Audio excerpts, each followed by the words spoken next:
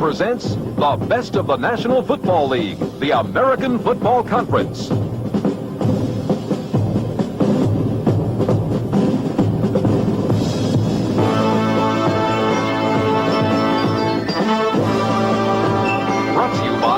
Chrysler Corporation. See the mileage makers at your Dodge or Chrysler Plymouth dealers.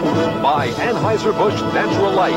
When you want a smooth, clean taste and a great light beer, just say natural. By Lincoln National Life Insurance Company. We're easy to remember. And by America's full-service bankers. Ready to serve you where you see this symbol.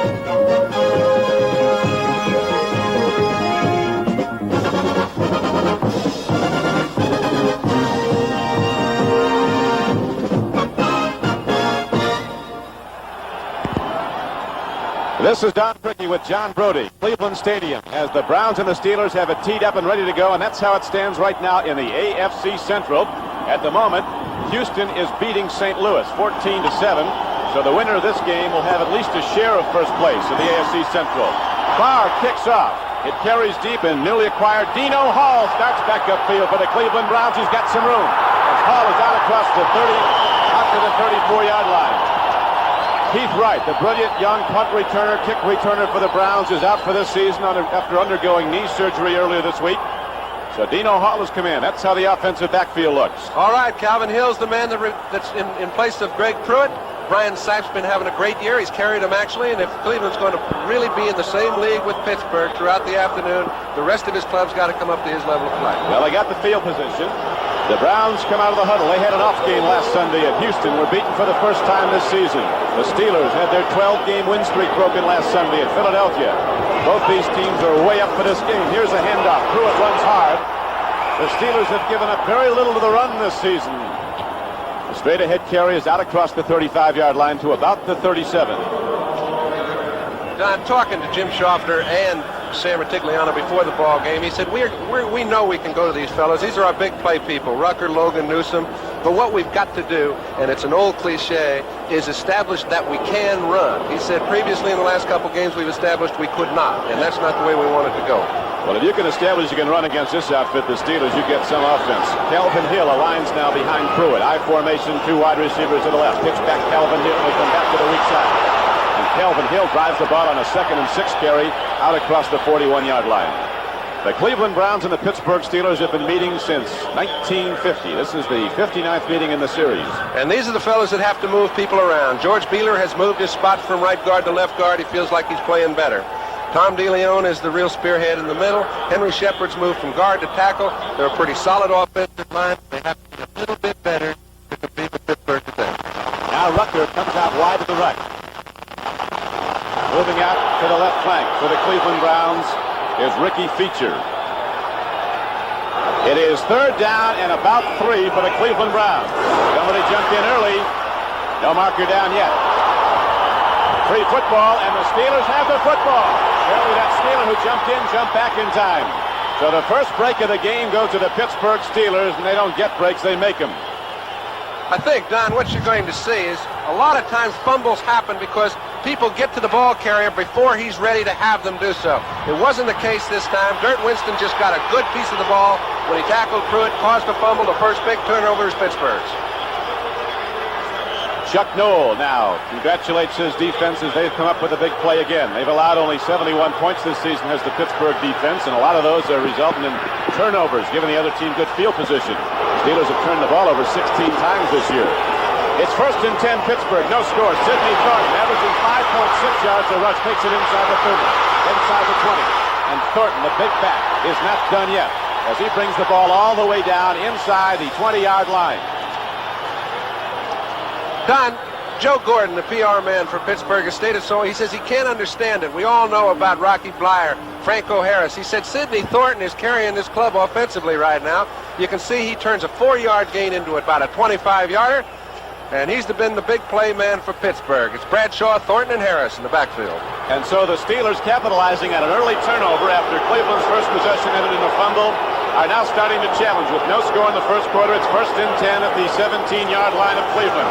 Franco Harris drives the ball down to the 10-yard line. Charlie Hall, Cleveland's leading tackler, coming to the game at the left linebacker, 59, was on the hit for the Browns. So right away, the Steelers come out. They want to run the football. They'd like to keep their offense on the field and their beat-up defense, give it as much rest as they can. Okay, it's a pretty windy day. Bradshaw would like to throw sparingly. He's got an outstanding receiver in John Stallworth. We know Swan's hurt. Jim Smith's a pretty good fill-in. And Randy Grossman is playing fine football. Look for number 89 late in the game, however. John Stallworth comes on the left flank. Jim Smith out on the right flank.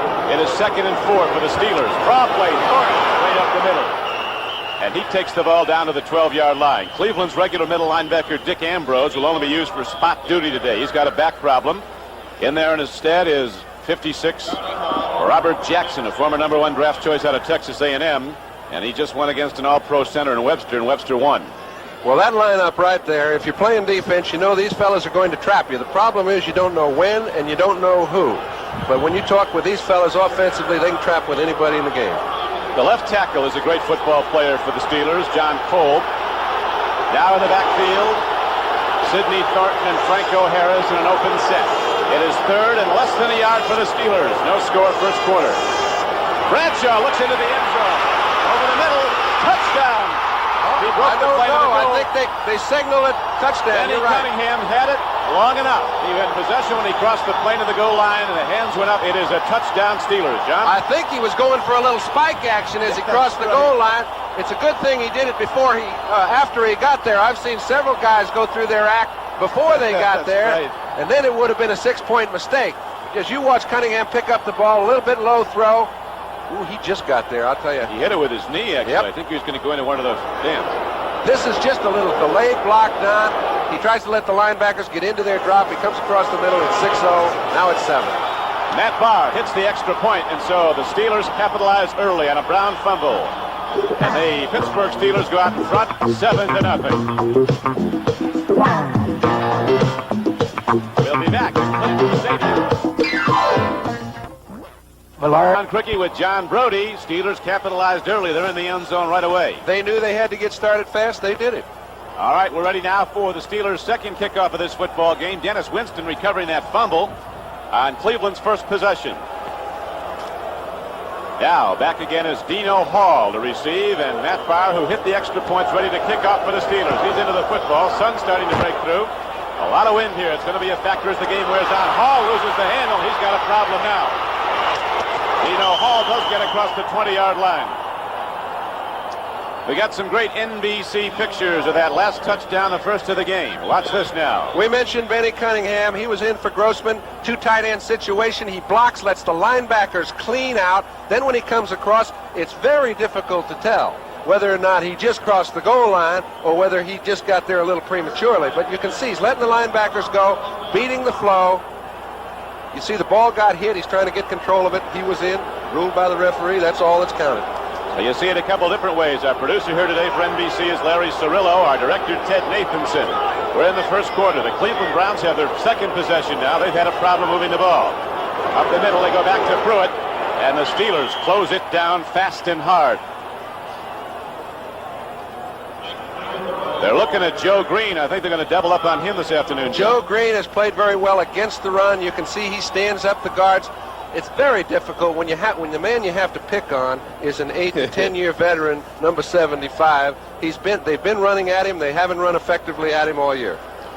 He only goes to the Pro Bowl every year. Joe Green, back in good health. Elsie Greenwood is back in the Steeler lineup, too. He's at left end, missed 4 games with injuries. Now the Browns try to go to the run, and there's nothing there. Calvin Hill gets a full load, and coming up to get him is John Banaszak, back in his hometown of Cleveland, Ohio, playing the right end for the Pittsburgh Steelers. Defensive line of the Steelers. We mentioned Gary Dunn, Banaszak, Beasley. They're not the fellas that you're associating with the greatness of the Pittsburgh defenses over the years, but the Pittsburgh defense has not dropped in its play, and it's changed in its personnel. John Banaszak having his best year of all time.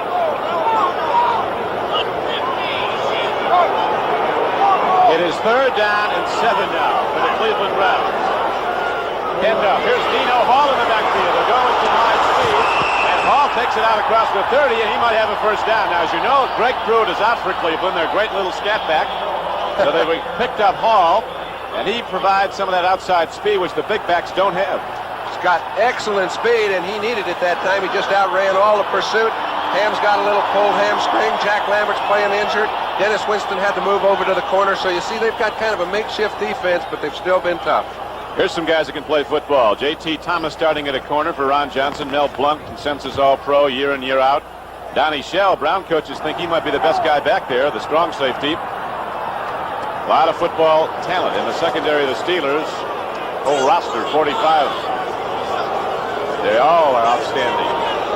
They are the world champions and expect to be again. This is a confident football team, but right now on a first down carry, the Browns move it out again. They get good blocking from the left side. The tackle is Deacon, number 73. The guard is Beeler, 64. And DeLeon moved out nicely at center and hit the middle linebacker with the Steelers, Jack Lambert. They're going to have to get that kind of movement out of their offensive line. They put a big burden on them. They said, you fellas have to move their defense backwards in order for us to move the ball and control it. If we can't throw when we want to, if they're dictating to us when we have to throw, we're in trouble. Ryan Sipe now sets down his Cleveland Browns on a second down and long 5 play at the 36-yard line of Cleveland. Pitch back here is Mike Pruitt. The big back from Purdue is stopped by Dennis Winston. The outside linebacker Winston got him first and then knocked him down. So right now we have 9 minutes and 50 seconds left to play in the first quarter. The clock is running, Cleveland, and the Steelers are in the lead 7-0. A little short touchdown pass over the middle, rifled by Bradshaw to tight end Benny Cunningham. Got it into the end zone. Third down and about 4 coming up here, John.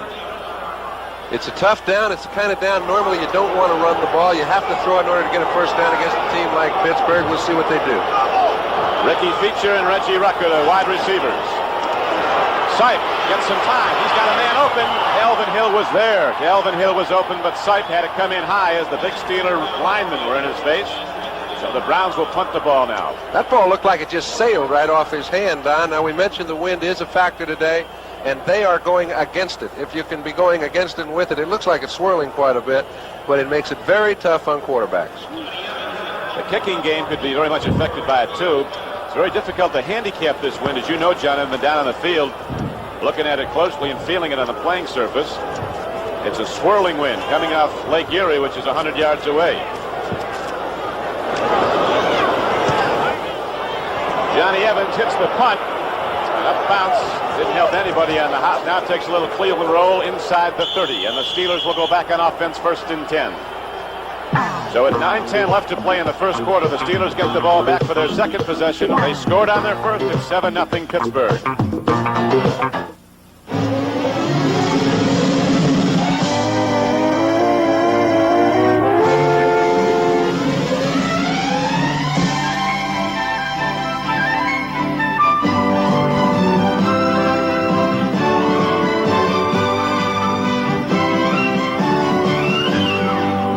Now try and forget one of America's largest life insurance companies, Lincoln National Life. We're easy to remember. Take care of your car at Kmart. Your Kmart Automotive Center has the answer to your muffler problem. The zinc-coated, double-wrapped Kmart Arrestor muffler. Have it installed by Kmart, and if anything goes wrong, they'll replace it free, as long as you own your American-made car. The Arrestor. Zinc-coated and double-wrapped like the best. And best of all, Kmart price. Get it at Kmart Automotive Centers across the USA, where quality auto products are Kmart priced. On Sports World, the WBA heavyweight title is up for grabs as power puncher Jerry Coetzee battles Big John Tate. Then, great teams and great action in the legends of bowling, plus celebrity poker, all on Sports World, October 20th. The finals are coming in now. Kansas City, under another coach you don't hear a lot about, but he really has his team prepared, Marv Levy. They win their 4th game of the season. Kansas City beating Cincinnati 10-7. Now, dropping to throw on a first down play is Terry Bradshaw. Home run ball. Starworth is out there, and he has it inside the Cleveland 30. John Starworth on a straight fly release. Coming down, little turn, and Bradshaw with that gun arm puts it right on the numbers. What a beautiful throw. It's the kind of throw that nobody had a chance to catch the ball but Starworth from the time it was thrown. He saw them in a double zone coverage. 2 people trying to play center field. He's got a good play action pass, looks off, got Tom Darden to react down toward the left side of the field. If he can move his eyes around, get Darden reacting to him, he can have a big day. If he can't, he's trouble. Bradshaw's primary problem this year has been interceptions. He's been picked off 8 times. Franco Harris gets the call. On a first down carry, he advances the ball close to the 27-yard line. Charlie Hall, 59, made the stop for the Cleveland Browns. But right now, the Steelers have been dominating this football game. On Cleveland's first possession, if you joined us late, a fumble. Dennis Winston got it for the Steelers. 4 plays later, they were in the end zone. On the payoff end, it was Terry Bradshaw to tight end Benny Cunningham. So it's 7-0 now, and the Steelers out from out a second challenge. Lynn Swann, of course, their all-pro pass catcher, is not in this game. He's out with a hamstring. Franco Harris, good fill by the Cleveland linebackers. Robert Jackson, 56, shed the block. Hit Franco Harris, knocked him down. Dick Ambrose being hurt. They put in Robert Jackson. They're going to test him as we will look at Tampa Bay, and the New York Giants won their first ball game of the year, beating the undefeated Bucks 17-14. The formerly undefeated Bucks and the Eagles, they got something cooking there. Cleveland goes to Philadelphia in a couple of weeks for a big football game. The Eagles upping their record to 5-1. Rocky Blyer's in the backfield now. He catches the ball on 3rd and 4. Here's the pitch, and Benny Cunningham has another one. He is stuck in hard. Oliver Davis came up and banged him, but it was too little too late as Cunningham makes the first down reception at the 15-yard, about the 12-yard line. Let's keep in mind, Cunningham weighs over 250 pounds. He's an outstanding athlete. He can run patterns across the middle, and he is the leader when he's going across the middle. Those defensive backs aren't going to wrap him the way they'd like to wrap those little wide receivers. When they do get a piece of him, they better hang on. There's a lot of Benny, 250 pounds. Jim Smith from Michigan, the man that Navy coach George Welch called the best receiver he's ever seen in college football, is to the right. Sidney Thornton runs the football. On a first down carry, he got about 3. It gives you an idea how deep and how strong the Steelers are when a guy that one top coach assesses the best college receiver he's ever seen only gets to start when somebody's hurt. But when Swann has been hurt, Smith has played extremely well. So now the Steelers have the ball down to the 10-yard line. There's Lynn Swann wearing his number 88 and his Willie Stargell hat. Looks like he's getting ready for the World Series. They have a few Champions banners hanging at Cleveland, Pittsburgh this year. As Bradshaw looks into the end zone, he's got an awful lot of time. He's going to beat you when you give him this much time. Touchdown, Sidney Thornton. So Bradshaw strikes early and often in this football game with 5:52 still to play in the first quarter. The Steelers are out in front 13-0. John Brody. You just can't ask your linebackers to cover all over the football field. Both his wide receivers were covered just like a blanket. Bradshaw wants to go out to the right, then he comes back. Now finally he comes over to Thornton across the middle, who went out to the right side and came all the way across the field, found himself open. Bradshaw hit him. Let's take a look at Robert Jackson. There's going to be a burden on him. See, he runs right in. Now he's already run his pattern. This is one of those 7-second patterns. Back to the live coverage of the extra point by Barr. It is up and good. And so the world champions have taken command of this football game, but we've got a long way to go. It's 14-0 Pittsburgh over Cleveland. We'll be back in a moment. This Bud's for all the people who make the sidelines a part of the show. This Bud's for you, for all you do. The king of beers is coming through.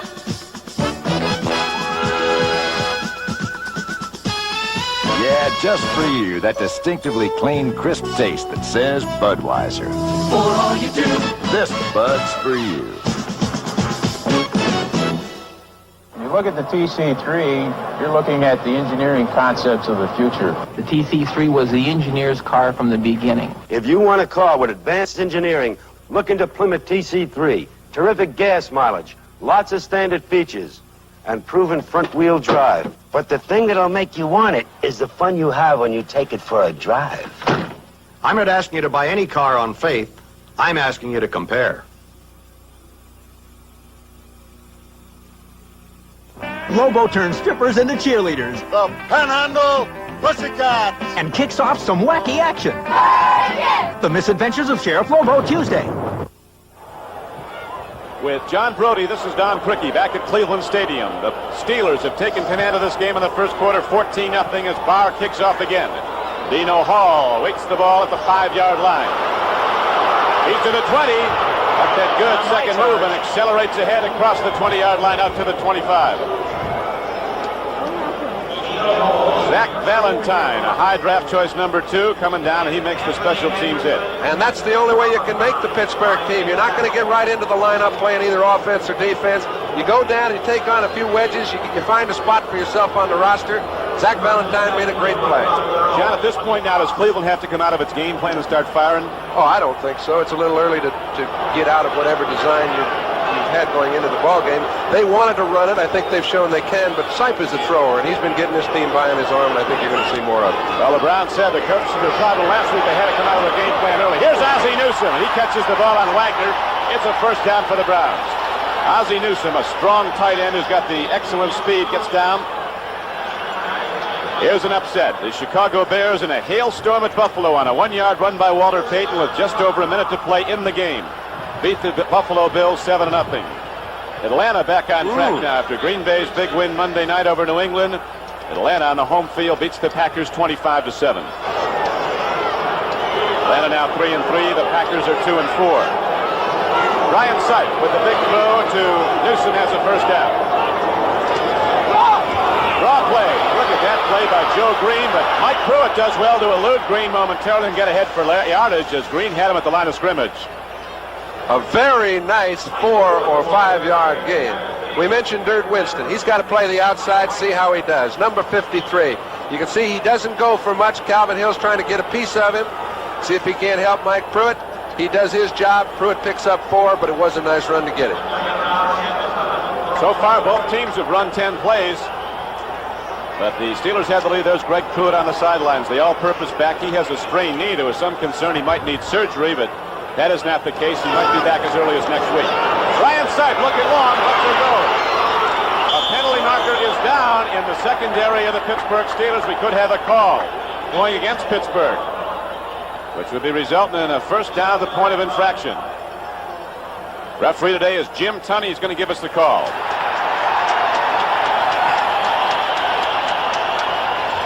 Going to go against the Steelers, John. It is. It's going to be first down for the Browns.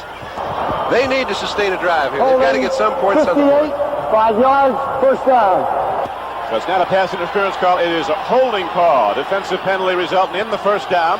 And the ball is advanced to the 45-yard line of the Browns. Cleveland has it first down. Dave Logan goes out. Ricky Feature getting a lot of playing time. Browns send in the plays to Sipe alternating wide receivers. Newsom is aligned to the right. Wind is really gusty now. It's going to be tough to throw in this football game. Sipe's going to try it again. He looks. He lets it go long. Ozzie Newsom is out there. Feature is out there and loses the ball. But there's a penalty marker down. Ricky Feature was interfered with. It is a first down for the Browns, so now they mount a challenge. It was not a well-thrown ball by Sipe, but it was a very well-fielded ball by Feature. What he did is he goes down the field, little play-action pass. He freezes the linebackers, gives himself quite a bit of the field to play with. If he's thrown the ball a little more in the middle, Feature's got it on a dead run. However, Feature did slow down enough to force Blunt to come over the top of him, drew a penalty, keeps their drive alive. Sure does. The best field position of the game now for the Cleveland Browns. They have the ball down to the 21-yard line of the Pittsburgh Steelers. We have 4:11 left to play. First quarter. Steelers jumped out in their first 2 possessions to a 14-0 lead. Bradshaw running the ball into the end zone both times for the touchdown. Cunningham got the first. Sidney Thornton the second. It's 1st and 10 Browns at the 21-yard line of the Steelers. Here's a pass, and out there with the football is Calvin Hill, and he's down inside the 15-yard line. Superb execution as Sipe stood tall against the big rush. It looked like an audible. Now, you don't hear much about audibles, Don, anymore, but it looked like Pittsburgh was in a blitz, a 6 or 7 man blitz. Lambert was the only one that was in the middle of the field. That puts Wagner man-to-man on Calvin Hill, a perfect throwing situation on a play-action pass. He took advantage of it. So the Browns have something going now as Cleo Miller goes into their backfield. Number 30, Calvin Hill is in there with him. Rucker is wide to the right. Dave Logan, who can go up in the air and get the ball, is on the left flank. On 2nd and 2, Cleo Miller runs the ball. You're right into the heart of the Steeler defense. You don't get hit once. You get hit 1, 2, 3 times on that play, and down goes Miller. He did get a couple. Everybody gets a piece. Talking to Chuck Noll yesterday, I was asking about the physical aspect of the Steeler team. He says, That's the name of this game. We draft those people. If they're not hitters, they don't play here. He's got some out there. 3 deep in hitters.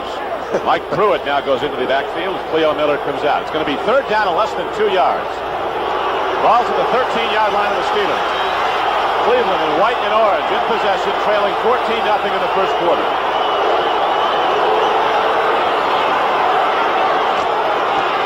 Pruitt runs hard. He gets inside the 10. He's got a first down for the Browns.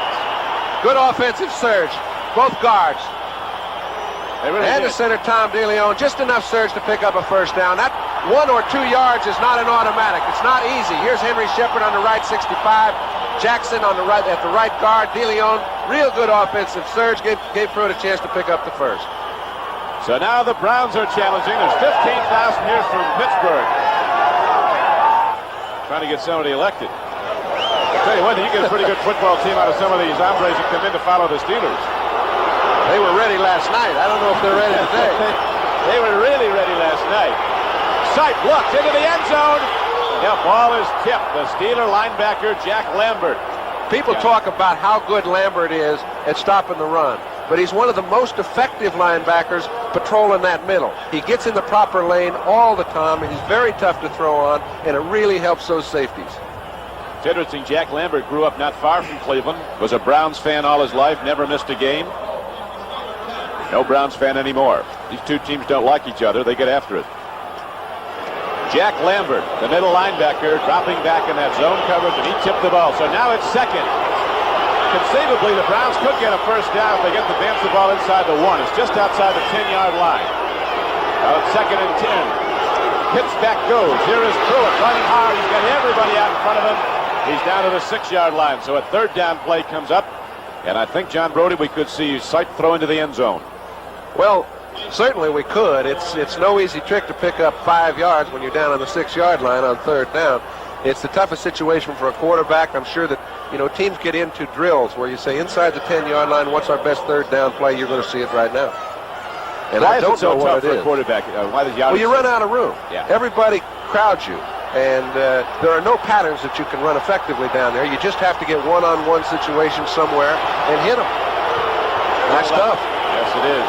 Right now, it's going to be tough for Brian Sight and the Browns offense. 3rd at the 6. Into the end zone he throws. Rucker can't hold on to the football. A little bit high. I think he would have come down outside the end zone, so the kicking team goes out. Would have been a great catch, but Sight did throw the ball the only place he had a chance to make the reception. So now a very capable place kicker, particularly when the weather's bad like it is today with this gusting wind. Don Cockcroft comes on the playing field for the Cleveland Browns as Sight goes out. He actually threw the ball over 40 times last year, considering the number of plays that were called back on penalties. And Sam Martigliano says we don't want to be throwing a football 40 times. You usually don't win a game when you do that, and they certainly did not last week. Here's Cockcroft. He hasn't missed many, though. He hits it. He's wide. Don Cockcroft doesn't get it there in the swirling wind. He is wide, and so a good Browns drive comes up empty. 1:22 left to play in the first quarter, and the Steelers give up yardage, but they do not give up points as we watch that kick again.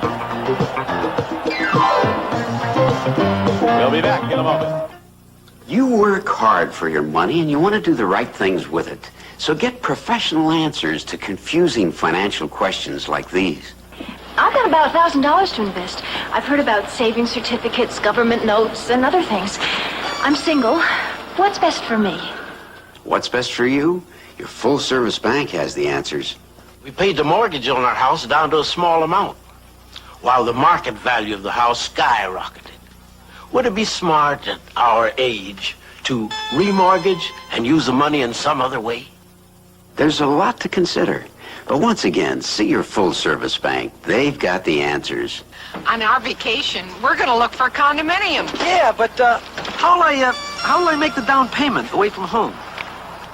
When you need answers to questions like these and the services to back them up, you've got them when you bank behind this symbol. America's full-service banks. We've got the answers. Here is the seemingly point-blank field goal attempt at Don Cockcroft, but as we see, it just goes wide to the right. Hit it pretty solid, but you can see it comes in a little late.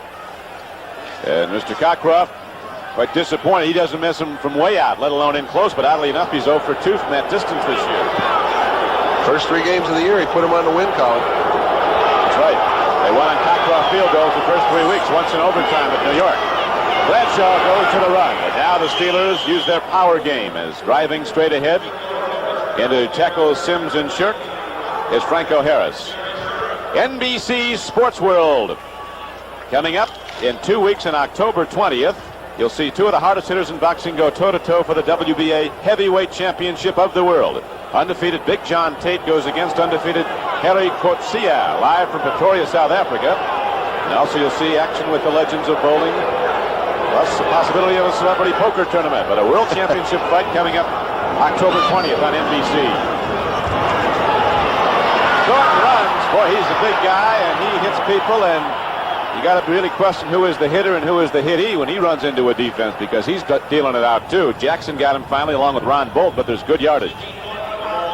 The New England Patriots had to work hard and come from behind to beat Detroit today, 24-17. Lions lost another quarterback. Homelow went down in that game. It's 3rd and less than 2 yards now for the Pittsburgh Steelers. The ball at their 29-yard line. The first quarter is in its final seconds right now, and the Steelers are in the lead 14-0. And to Franco. Oh! Look out, look out, look out. It's a foot race now. And the big guy from Penn State is going to take it the distance on 3rd and short yardage. A 235-pound fullback turns out to be the fastest guy in the field. We mentioned 71 yards for a touchdown. A guy, as you said, at 230 pounds. Tom Darden is a free safety. Free safeties are known for their speed. He did not have more than a stride on Darden as he left the line of scrimmage, got through the secondary. He maintained it and extended it once he got down the field. Now here's a man who can fly. He stated in his own words, he's gotten off to a slow start. He certainly hasn't started slow today. Interesting, the longest run in his career prior to this was a 75-yard touchdown run, and that was against the Cleveland Browns. So now, Bauer is out to try an extra point again as Pittsburgh, world champions that they are, has taken command of this football game on the last play of the first quarter. Pittsburgh extends its lead to 21-0. End of the first quarter, Pittsburgh 21, Cleveland 0, and we'll be right back after these messages from your local station. When hell was in session, the true story of the POW the North Vietnamese couldn't break. For 7 years, he fought to stay alive while his wife fought to set him free. He tricked his captors and blinked an agonized message in code to the world. What have they done to him? Hal Holbrook and Eva Marie Saint in a gripping world premiere Monday after Little House. City News, tonight on Channel 11. Our creepy camera from the end zone gives you a look at this play as an offensive back would look at a defense. When he breaks through there, you can see you just need one little crack. There's nobody in the secondary. They've got 10 men at the line of scrimmage doing all they can to stop him from making a first down, but they didn't stop him from making a touchdown. Sam Ratigliano on the left, Chuck Noll on the right. Brown, the right tackle, threw a great block, as did the tight end Grossman, who blocked down on the linebacker, and it's 21-0. Now, Dino Hall has a problem with the football, and the Steelers have it. The Pittsburgh Steelers, they have the football at the 12-yard line. Well, the world champions misfired last week, but man, they are unbelievable, and 15,000 people can make a lot of noise because it sounds like this is at Pittsburgh. Well, I think Pittsburgh did what was so untypical of them last week in the dressing room. For some reason, they were unaccustomed to being the way they were. They were a little nervous, a little tense, just kind of ready for the ball game. They knew this was big for them. Look at the way they get after that ball down the field. Dino Smith didn't know where they came from, but they did get the ball. Rookie linebacker from Michigan State, Tom Graves, was on the football, so now the Steelers challenge yet again. 1st and 10 at the 12-yard line of Cleveland. Thornton gets outside. Good play by Hall. Caught him from behind, outside linebacker 59. Charlie Hall gets big Sid Thornton. So far, the Browns have turned the ball over twice. The first one was converted into the first score of the game by the Pittsburgh Steelers. And now, as we're early in the second quarter, it is 21-0 Pittsburgh. Now, if this game should get any more out of hand, we're going to switch out to Denver, where the San Diego Chargers and the Broncos are hooked up in a scoreless game. That's if the Steelers start to blow this one wide open, if they have not, in fact, done that already. Well, 21 is, you can come back from there. 28's a little more difficult. Bradshaw wants that 28. Out there is Jim Smith. Diving catch, touchdown, Pittsburgh Steelers. Boy, they're just eating it up today. He's the replacement for Lynn Swan. Now, that's about as fine a catch as you're going to see all year. He knew he had it all the way. He dove that. The end zone's a little bit soft in there. Bradshaw made a pretty good throw, but it was a great catch. Little play action. He's putting the ball the only place anybody can grab it. He beats Bolton. You think Terry cares? I tell you, they say another big factor in Pittsburgh's success. They all believe now in Bradshaw. A few years ago, he'd have the great game in the off game. They know that he's going to take him the distance. He's done it. Here's the extra point attempt. It's wide by Barr. That wind out that end of the field. The open end is going to be a factor. But with 14:07 left to play in the first half, the Pittsburgh Steelers have moved out in front 27-0. We'll be back at Cleveland in a moment. Natural light beer, please. Actually, I guess you're supposed to say, give me a natural or make it a natural. Okay, so I'm a maverick. But, you know, I just walked out of a bar because they didn't have natural light beer. You must have been humidified. So was I. I empathize with you. You know, a cabin without the smooth, clean taste of this light beer is downright unnatural. You know, that's so true. That's why I came in here for a natural. There you go. I just said natural. It goes to show you, because you hear something so often, you naturally just follow along like a flock of sheep. Monkey see, monkey do. Super Automotive Value. Your day with NFL 79, followed by regional coverage of exciting NFL action. Telecasts include Joe Ferguson leading the Bills against the Dolphins, the Patriots-Bears battle, and Seattle's Zorn to Largent combo challenging the Chargers. Hello again, everyone. Brian Gumble in New York reporting to you that the Baltimore Colts, in search of victory number 1 in the season, out in front of the New York Jets, 10-0. Their first touchdown, Greg Landry scrambling to his right, looking into the end zone, finding a former number 1 draft pick, Reese McCall. They've added a field goal. It's now 10-0 Baltimore out in front of the Jets. Let's go back to Cleveland. Don Criqui and John Brody. And now, Matt Barr is ready to kick it off once again for the Pittsburgh Steelers as they've taken command of this game 27-0 early in the second quarter. Don Criqui with John Brody at Cleveland. Dino Hall, who saw the last kickoff return result in a fumble, subsequent recovery, and then on to the touchdown. The Browns have done that twice in this game. This telecast, the Steelers have. The telecast is presented by authority of the National Football League and is intended for the private use of our audience. Any rebroadcast or other use of this telecast without the express written consent of the Cleveland Browns and the National Football League is prohibited. So Barr will do it all over again back at the 30. John, the Cleveland Browns aren't sure what's happened to them, but they know it is not good. And Pittsburgh has not made one mistake all day long. That's throughout a whole first quarter of football. They scored a touchdown every time they got their hands on the ball, and they haven't allowed Cleveland's offense to really move the ball effectively. And Coach there's Noel, the man. You wouldn't know if he's ahead 27-0 or behind, but he doesn't change. The interesting story about when he was hired by the Steelers back in 1969. They interviewed him the day after Baltimore had been upset by the Jets in Super Bowl III, and his composure, in the opinion of Dan Rooney, was so great. So this is the kind of guy I think we might want leading us out of the wilderness, and he's done that too. Dino Hall's not done yet. The little guy comes out across the 35-yard line, gets to the 37. Randy Grossman playing special teams. He goes both ways for the Steelers, made the hit. So now Cleveland will try to get something cooking again. They've not moved the ball at all. They did the one possession, you remember, got it down close, and then the field goal attempt by Cockcroft was just wide. A lot of good things, Don, have got to happen for Cleveland to even get back in the ball game. They've got to score twice. Not an easy group to score against. And the weather is just like the Steelers like it. It's getting a little ugly now. Gusting winds as Brian Sutton has to throw into it. He's looking, loops it out. Well thrown ball. Calvin Hill makes the reception, and the big guy from Yale is down to the 32-yard line. Nice play for the Cleveland Browns, and they'll need many more of those. Calvin Hill runs patterns with any halfback in the game. He gives himself a lot of room when he gets by the linebackers. Little play action pass. You can see both Dirt Winston and that is Jack Lambert out there trying to recoup on and make a big play. Just a very well thrown ball. Browns think they could get an overmatch there. Winston, normally a backup middle linebacker, is outside right now. Starting today, Houston leading St. Louis 17-10 fourth quarter game, so the Oilers looking to hold to their share of the AFC Central lead. It's first down and 10 now for the Browns, 32-yard line. Pittsburgh, and Ryan Sykes going to go down slowly and almost in pieces. Well, he bad snap from the center. When that happens, get what you can, fall on the ball, and go back and regroup. 7-7 is the score at the Superdome in New Orleans. The Rams and the Saints. Galbraith ran in for a touchdown for New Orleans. Wendell Tyler came back and scored for the Rams. 5-yard run. Sam Ratigliano, quarterback coach Jim Schaffner, your old pal from San Francisco, John. They're looking a little glum right now.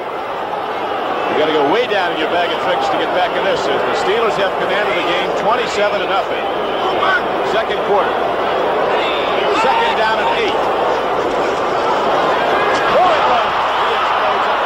Ahead for a first down to the 21-yard line. So the Browns moving nicely off the snap of the ball, get the break in the Steeler defensive front. Donnie Shell and Mike Wagner, the safeties, were on the tackle. It's going to be first down now for Cleveland as they've advanced the ball to the 21-yard line of Pittsburgh. First half clock shows 11:55 to play. Leo Miller comes in the backfield of the Browns. Now there's so much time left that just a little bit of a letdown by Pittsburgh could allow Cleveland to get back in the ballgame. We've seen a lot stranger things happen. Houston won after being down 24-0 just a couple weeks ago. Right. Ryan Sipe takes a look. They're taking care of Ryan. He's got time. Let's a rip. There's a man open. Cleo Miller. Somebody else came from off the play, made the reception, and it's going to be a first down inside the 5-yard line. Ozzie Newsome came from off the play. The ball was intended for another guy, and Newsome grabbed at it and made the reception. It was intended for Miller, but Newsome came back. He was simply a decoy on the play, kind of bent back around J.T. Thomas, made a fine play. He didn't even know Cleo was in the area. So the big guy from Bama, Ozzie Newsome, brings the Browns down close. They'll have it first and goal from the 2-yard line. Temperature in the 40s. Winds are gusting.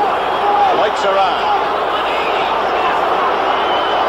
The Browns as close as they've been in this football game. Ryan Sipe rolls out, takes a look into the end zone. Intercepted! Donnie Shell intercepted the football. And they're up and swinging. Mike Pruitt lost the ball, came in a little high, had both hands on it, though. He should have caught it. Well, when it rains, it pours. You know, the ball was thrown a little hard. Sipe actually had a lot of time. He didn't expect to have as much time as he was given, and Shell just kind of ran into a bobbled ball. Take a look. Here's a little bootleg play. He's got Rising out in front of him. He finds Mike Pruitt in the end zone. A little bobble allows Shell to get on the ball, and they get another turnover. So the Steelers are getting it every which way. The Browns have been down close twice. They've come up empty. It is 27-0 Pittsburgh. We'll be back in a moment. Here's a great Radio Shack bar. Of America as they vote for their sexiest male. Then the centerfolds come to life at the Playmate reunion. Wow, unreal people. Now the Cardinals have come back, tied up Houston 17-17 in the fourth quarter. Otis Brown went in from 3 yards out for a Cardinal touchdown. Got to have a very direct bearing on the outcome and the standings in the American Football Conference Central Division that game. Hand off to Thornton, and he rips up the middle. Gets out on a 1st and 10 play to the 27-yard line. San Diego and Denver still scoreless in the second quarter. Now, there is a possibility that we will switch to that game for a good part of our network. However, those of you watching in Cleveland, those of you watching in Pittsburgh will see the entirety of this game, the Cleveland Browns and the Pittsburgh Steelers. And don't go away yet. It's just a little too early to count your chips. They say Ted Marchibroda's job is on the line. Should Baltimore lose this week, they're in front of the Jets. Dallas holding to a 10-7 lead over Minnesota. Second down and 3. Franco runs, gets the ball out to the 28-yard line. Lyle Alzado was on the play, but he's been blocked well in this by John Cole. Well, it's very difficult to pinpoint any one defensive player that has been playing outstandingly. Now, we know this is a great matchup, Alzado and Cole. Alzado, when he was playing for Denver, played against Cole many times. They know each other very well. It'll be a long, tough day for those two, no matter what the score is. Alzado making the start. He sat out last knee with a strained knee. Now the Browns dig down. Linebackers come up tight. It is 3rd and 2 for the Steelers. They go to the power run. Thornton puts his head down. Cleveland's there to hit him, knock him down short of the first down. So the Browns will get a ball back now on the punt for the first time in this game. Nicky Sims, number 78, the left tackle, made the hit. Also on the play was Charlie Hall. He's on a lot of plays. Colquitt comes in the game, and Dino Hall drops back. There's Greg Colquitt, second year from Tennessee. And Dino Hall, he got a call last Sunday. He was coaching a Little League football team in New Jersey. Said his team was 4-0, and he was happy. Got home, and he got a call. Report to the Cleveland Browns. They'd cut him earlier. Of course, Keith Wright, the fine punt returner, is down for the season with a knee operation. This is the way the punter sees it, Don. Line drive punt by Colquitt. Dino Hall is going to have a problem here as he eludes the man who came down to make the first play. And Dino Hall's not done yet. Lost the ball again briefly, but got it back. He's out to the 39-yard line. Down first for the Pittsburgh Steelers was Larry Anderson, but he missed him. And right now we'll take a break in the action with the Steelers still in command, 27-0. This Bud's for everybody who puts in a hard day's work.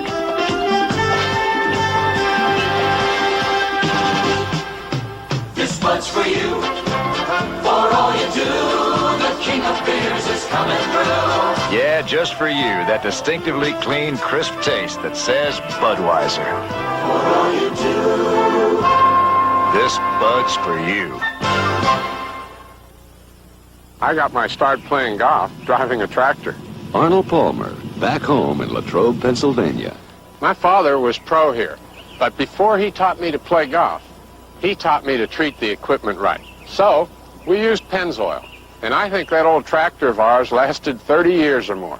Look, if Pennzoil and I hadn't taken good care of the equipment, I might have never gotten on the golf course. Pennzoil, America's ask-for motor oil.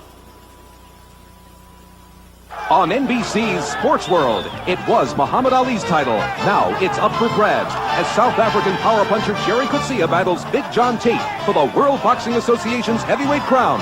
Live from Pretoria, South Africa, October 20th. Next Sunday, there is an outstanding lineup of exciting NFL action on NBC. First at 12:30 Eastern Time, NFL 79 with Bryant Gumbel and Mike Adamle. And a look at Wild West football, Canadian style in Calgary. Then most of the country will see the big interconference matchup between the high-powered Patriots and the Bears with Walter Payton, who won the game today at Buffalo. Other key games, Buffalo at Miami, the Seahawks and the Chargers, Denver versus the Chiefs. Now, Pruitt comes out wide, and he is down inside the 45-yard line before Lambert finally ran him down. And there again, they're trying to pick on Dennis Winston. Now, he's an outstanding middle linebacker. He hasn't played the outside. He has to go in because 2 or 3 injuries have occurred. They have been able to isolate him a couple times. When they have, they've been effective. Still haven't got any points on the board. It's a long way back from 27-zip. Ooh, man, that is a big hole you've dug yourself. 27-0, Pittsburgh is in the lead. The Browns have moved the ball on 2 possessions once they were down point-blank range. An interception in the end zone stopped them. Another time missed field goal. Here's Pruitt. He gets some open room. And Pruitt on a first down carry rips ahead for close to 10 yards. He got 9. It'll be 2nd and 1. Dennis Winston, 53, made the tackle.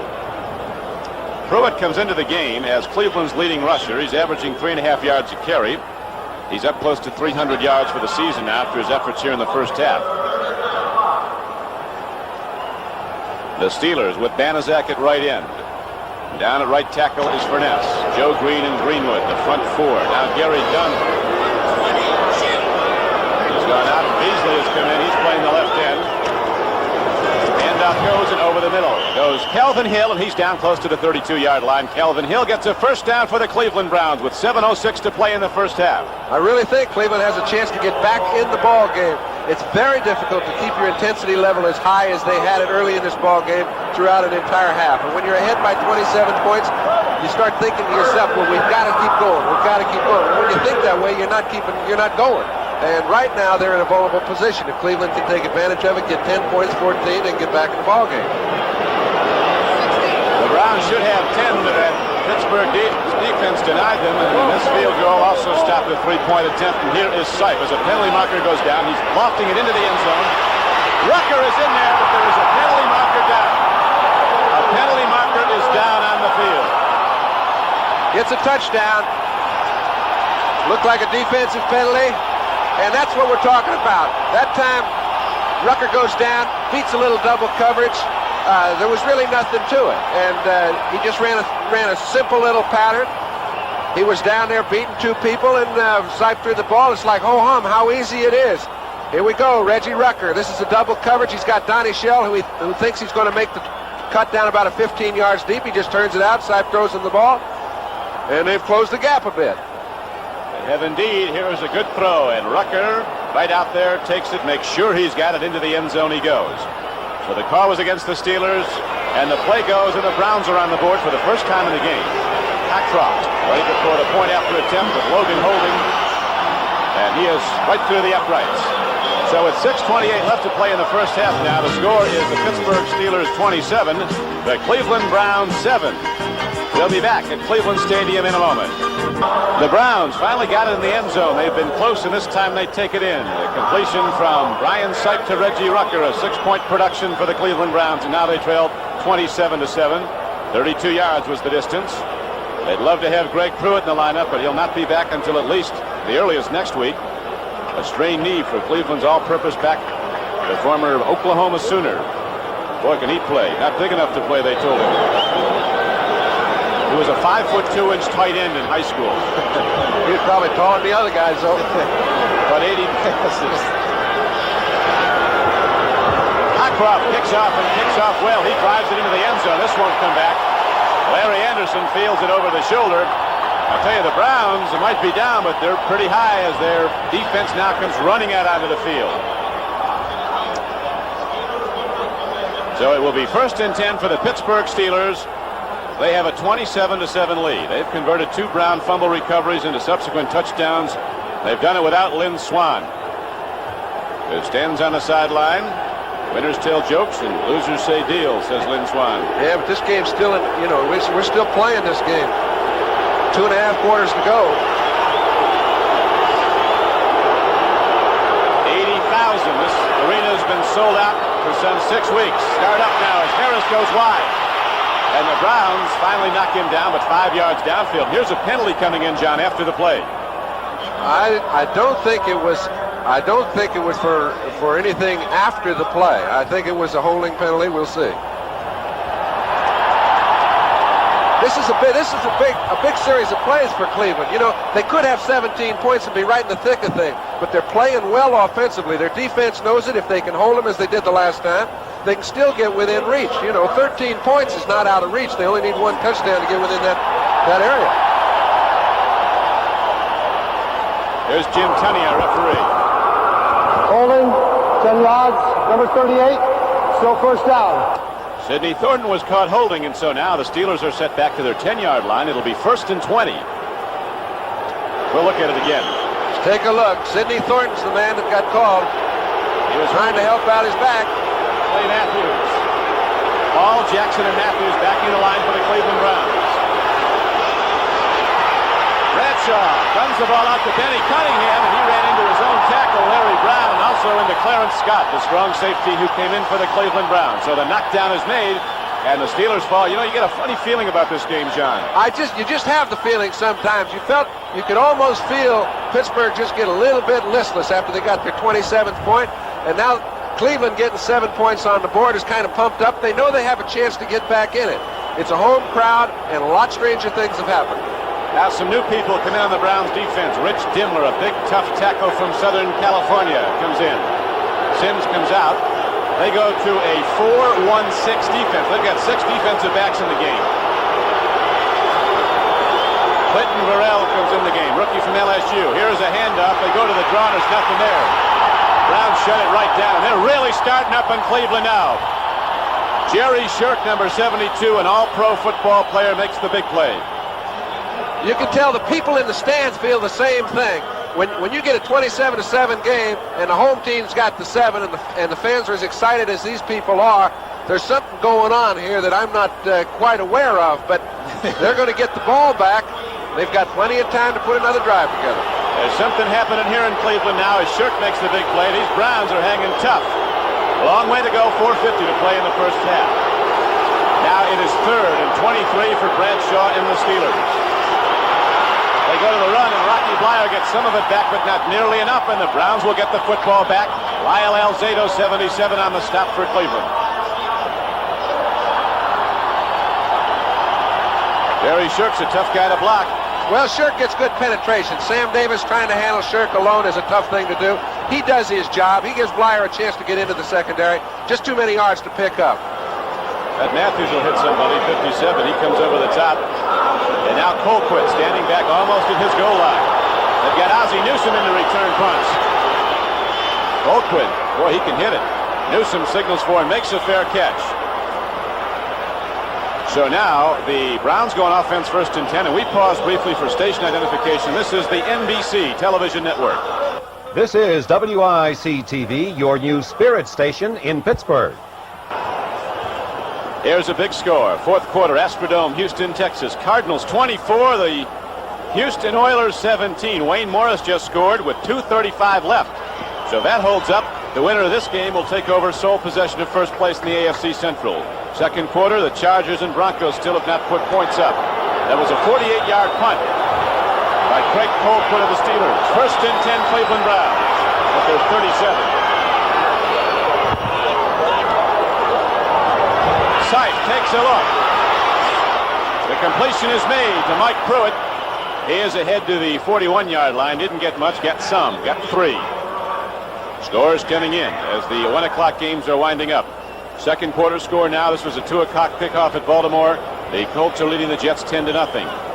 Baltimore winless going into the game. Dallas has now moved out in front 17-7 over Minnesota. They're playing at Bloomington, Minnesota. Dorsett has run for 2 touchdowns for Dallas from 3 yards out both times. The last time Cleveland played at home was a Monday night game against Dallas when the Browns scored one of their biggest wins ever against John. Hicks turned around just the other way. You can see Dallas trying to come back. It's 2nd down and 6 now for Cleveland. They go to the run. Pruitt dips outside. Mike Pruitt running hard. Puts his shoulder into Mel Blount and into Jack Lambert and takes the ball to the 50-yard line. It's a 1st down for the Cleveland Browns. Offensively, Cleveland is moving the ball. They're probably as effective as anybody's been against Pittsburgh all year long. And they've, as we mentioned, they've got over 30 minutes to play. They've got over 3 minutes in this half. And they're moving. They really are. They're moving the ball against the Steelers. Have all game, but have not been able to get any more than 7 points. Now getting out of bounds. Pruitt not only got the 1st down, but he stopped the clock with 3:13 left to play in the 1st half. Sam Rutigliano seeing his offense come to life now. Browns scored in their last possession. They're at their 49-yard line, 1st and 10. Seif drops. He's looking at Logan. Logan over the middle. It's too much on it. And Mel Blount, an all-pro cornerback, almost had the interception. Mel Blount, 6'4", weighs 218 pounds. He's a cornerback. And he can fly. He can get downfield. They say, John, on one-on-one coverage, he's as good as there is. I think he is as good. Lewis Wright is outstanding. Jimmy Johnson. It's funny. All those fellas are built alike too. They're over 6 foot tall, long legs, and they can really cover. Usually, you don't see the long-legged fellas playing corner, but these are exceptions. Steelers are very seldom, though, in man-to-man coverage. They're still in that zone most of the time. I guess just about everybody. Well, they put Blount one-on-one a lot. When they blitz, he's so good. When they blitz, he'll be one-on-one. Penalty markers go down. Ozzie Newsome was running a deep pattern. He's always a threat, and he could be more as the game wears on. Last week, when they were upset by the Philadelphia Eagles, defensive encroachment. Defensive encroachment, a 5-yard assessment will be marked off against the Pittsburgh Steelers. Last week against Philadelphia, Krefley, the tight end for the Eagles, on a straight release from the tight end position, got 92 yards on 4 catches. Encroachment 75 or 68. Still 2nd down. Rich Kotite, one of the assistant coaches for the Browns, says the guy they're really concerned about is Shell back there. Look at this. Tells you how good Pittsburgh has been coming into this ball game, and Cleveland's moving the ball. 2nd down and 5 now for the Cleveland Browns. 46-yard line of Pittsburgh. Seif, play faking. He's got a problem. He unloads. Newsome catches the ball. So Brian Seif did very well not only to elude the rush, just to get rid of the ball. It is a completion. He sure did a good job to get rid of the ball. He had none of his receivers open. He was caught. This is when you're having a little problem. You don't have any backs out. He kept a few backs in to help block. Greenwood got by a few blockers early. When he did so, Seif made a fine play just to get rid of it. The one thing, John, you have to be concerned about when you play the Pittsburgh Steelers is the 4th quarter. This year, they've outscored the opposition in the 4th quarter 52-7. So they come at you in the last 15 minutes hard. They came at the Browns pretty hard in the 1st quarter. Did they? It was 21-0 at the end of the first quarter, and a couple plays into the second quarter was 27-0 Pittsburgh. Now it's 27-7 as Sipe on 3rd down and 7. Arcs a long one. Little bumping downfield. J.T. Thomas was on the coverage of Rucker, but it's clean all the way. The official right on the play. Don, Rucker's had a little leg problem. He hasn't been able to run at full speed, which is the reason we mentioned you might see a Willis Smith, or a John Smith, or Willis Adams. You can see right now, he's one-on-one. Sipe's got the defense he wants, but Rucker can't outrun J.T. Thomas. And if you get the right defense, you still have to be able to execute. He's a great comeback story. His career was over last year because of a blood disorder, unusual illness, but J.T. Thomas is back and playing strong football for the Steelers, and now the Browns will have to punt with 2 minutes left. Oh, they're going to throw the ball. Johnny Evans, first down. Great play. He goes to feature. Johnny Evans was a quarterback at North Carolina State. He goes to Ricky Feature for the first down. And Schaaf said he may be an outstanding quarterback before he's through, but when your punter can throw the ball, boy, is that an edge. And he hasn't shown it all year long. That's the first throw he's made during the regular season, right on the money. And Cleveland keeps its drive alive.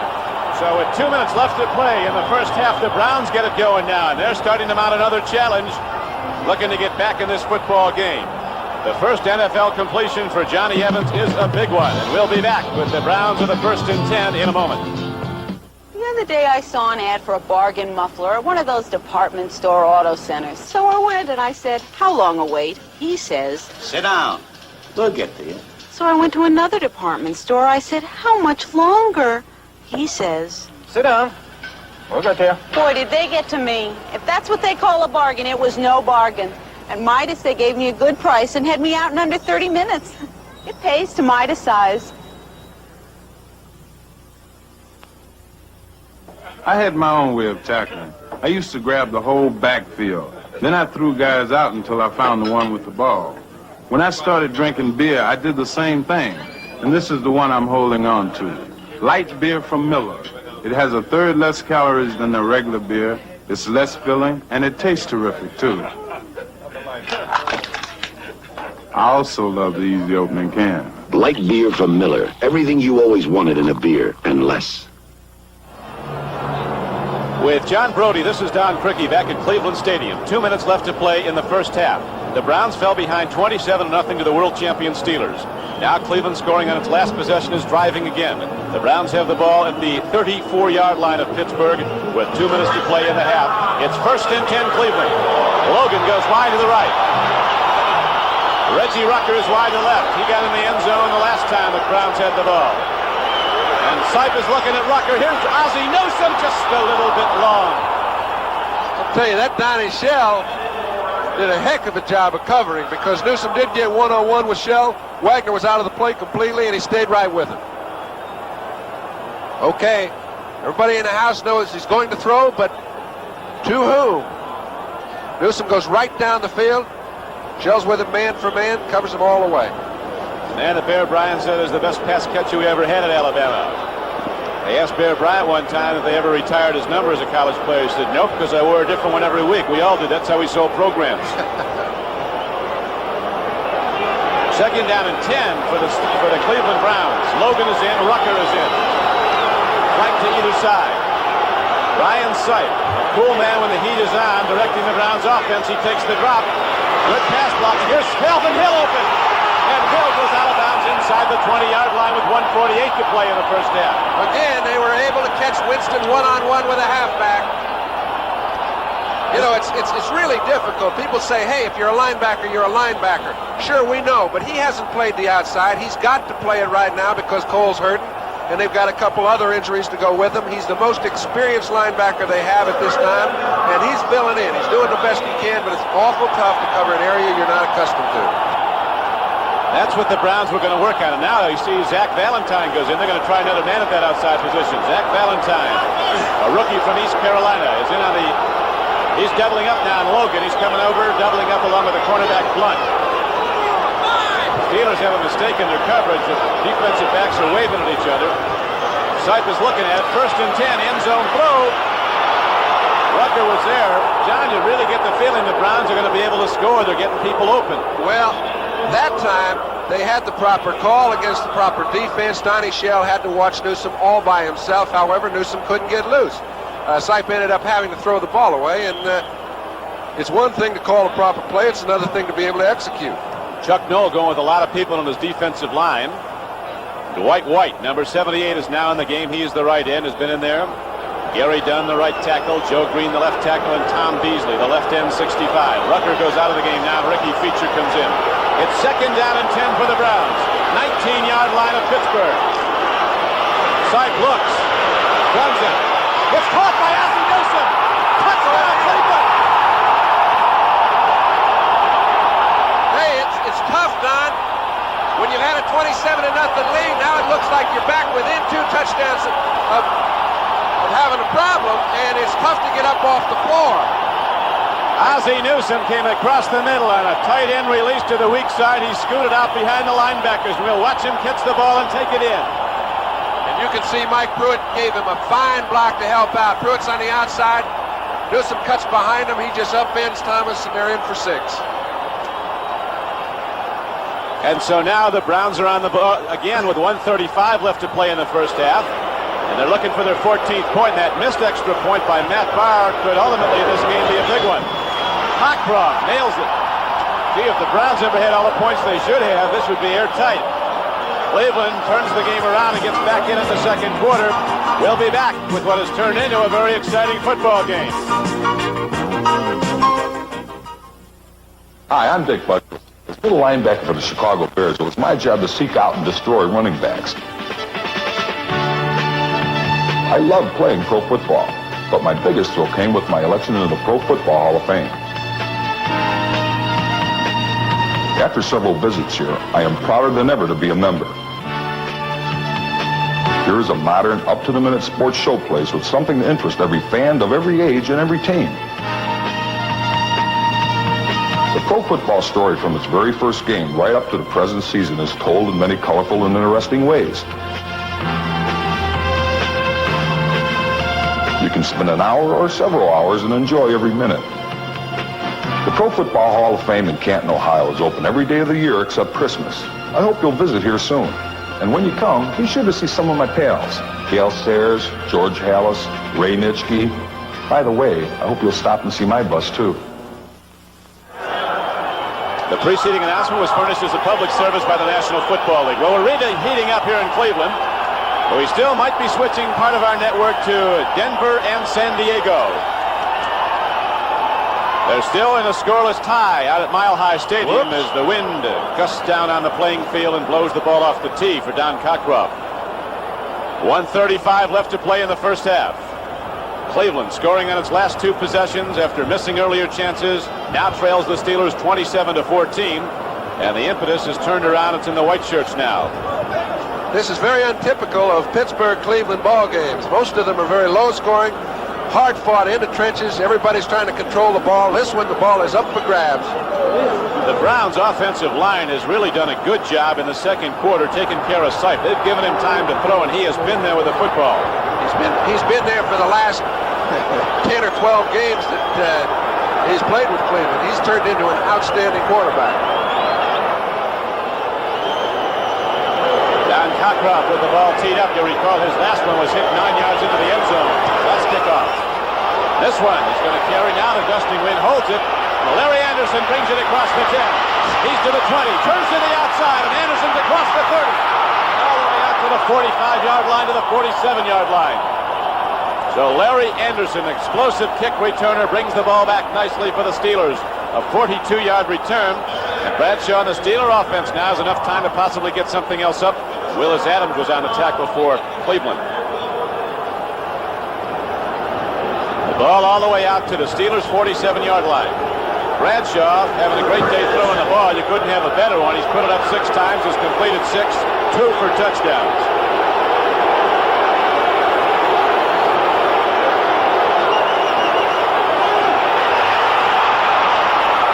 Pump faking. Completion is down to the 42-yard line. John Stallworth came back at the football. Looked like a Brown defensive back. Might have a play on it. But the reception is made. John? Don, you can see that Bradshaw knows the whole trend of momentum has changed. They have to get back on the offense. They were starting to hold the ball, trying to control it, almost just kind of eating up the clock with a little over 2 quarters to play. Now they know they're back in a ball game. They've got to go and attack. Sam Ratigliano starting to feel a little better about this. Tonight on NBC, Disney's Wonderful World will be coming up at 7 o'clock Eastern Time. Part 2 of the $1 Million Duck, starring Dean Jones. At 8 o'clock, it is a big event, Gray Lady Down, starring Charlton Heston and David Carradine. And then at 10 o'clock, it is Prime Time Sunday with Tom Snyder. That's tonight on NBC. Right now on NBC, it's Chuck Noll and the Pittsburgh Steelers. A little bit concerned as their 27-0 lead has now been cut to 27-14. But the Steeler offense is on the field with 1:18 left to play in the first half. Rocky Bleier goes in the offensive backfield. Usually a pretty good indication they're going to throw the ball because the Rock can catch it and he can also pass block about as well as any back in football. He'll pick up that blitz and send it back the other way. First and 10 Steelers. They go to a draw play and Thornton doesn't get much. Shirk playing a brilliant game. Again fights off the block. Got a piece of Sidney Thornton. And the clock continues to run, and it's going to wind down to a minute now. The Steelers going into formation without a huddle. That is the game clock you see winding down. Second and 10. Bradshaw takes a look deep. Now triggers it to Rocky Bleier. And Bleier is down close to the 30-yard line, very near to a first down. He might have it, John. Excellent pattern all the way. Bradshaw just kind of looked people off, let Bleier come out late out of the backfield. There were no linebackers in the area, picked up a first down. And they're on the move with 46 seconds left. Now we have a conversation on the sideline as Bradshaw comes over to talk to Chuck Noll's Dick Hoke, a longtime running back with the Steelers. What are they saying? I don't really think there's any wisdom going on. It's just they're trying to discuss how to handle their timeouts, what plays they feel they might call at this time. There are probably 2 or 3 thoughts that he'll go out there with. I think Chuck Noll is an outstanding offensive coach. See the lights on this now very cold afternoon here in Cleveland. Temperature dropping and the wind is picking up in intensity. Right here we see the Steelers, 8th on offense in rushing, 4th in passing, 7th overall. Cleveland grading out as the 8th best defensive team at this point. Charlie Hall goes out and Dave Graff comes in to play linebacker. Wind is really gusting now. It's a very unusual wind. You can't tell which way it's going to come at you from before. Well, I don't think it's not with Pittsburgh. If there is any wind at all, it's going the other way. 3rd down and a foot. If they do try to pick up the first down, which I think they will, I really think they will, they've still got time. Get back on the ball. Let's get another play. That's what they were discussing, I'm sure, when they went to the sideline. They break the huddle. They send Jim Smith wide to the right. John Starwood is on the left. Bradshaw goes to the run. That's just what they do. They go for the first down. Thornton runs it down to the 25-yard line and also advances the ball to the middle of the field. 35 seconds left. And the Steelers with timeouts left. They're right into formation. Bradshaw takes a look. Ball was tipped. Alzado was up. Nicky Sims was up. Lucia gets credit for the tip ball because it was Sims. Lots of guys were wide open swinging out. Nice patterns being run by the Steelers. That's, you know, Don, that's really about the only way you can protect against a back coming out of the backfield late after the linebacker has moved into his drop area. You've got to depend on your linemen to get their hands up and get a piece of the ball. Well, they worked that time for the Browns. That's the first incompletion of the day for Terry Bradshaw. 26 seconds left to play first half. Score, Cleveland trailing Pittsburgh 27-14. Browns defense trying to stave off the Pittsburgh Steelers who are looking to put up some more before halftime. 2nd and 10. Bradshaw looking long over the middle. Came in short to Benny Cunningham. 3rd down and 10. It's going to be a tough field goal if the Steelers don't advance the ball on this play, on this 3rd down 10 play coming up. Barr, the rookie place kicker from Penn State, was having a lot of problems in pregame and at yesterday's practice getting it through here with the wind. And he's going a little bit against it at this time. It's difficult for the college kickers to come into the NFL because in college, as you may know, they use a kicking tee on field goals and extra points. In the pros, you kick it off the dirt or the fuzzy concrete, whatever you're playing on. Whatever. Bradshaw on 3rd and 10. Looks into the end zone. He's got a problem now. And he throws the ball away. Let's see if they call him on a grounding. They do not. They think they should in Cleveland. 80,000 people up calling the play, but Jim Tunney is the man who makes that decision. Well, Tunney was sitting there making sure of the play between the tackles, the rush, and Bradshaw. And I don't even think he saw the ball being released by Terry. Mike St. Clair says, hey, of course, the intentional grounding is a loss of down.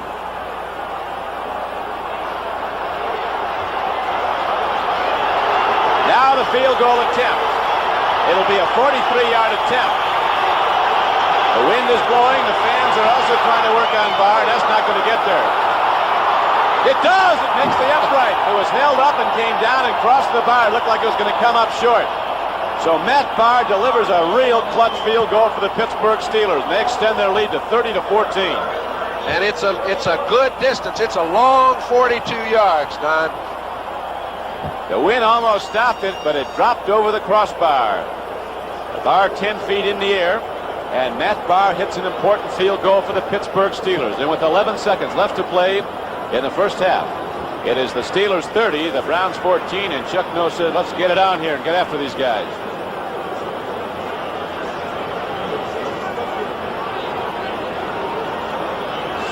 Ready to kick off is Matt Barr.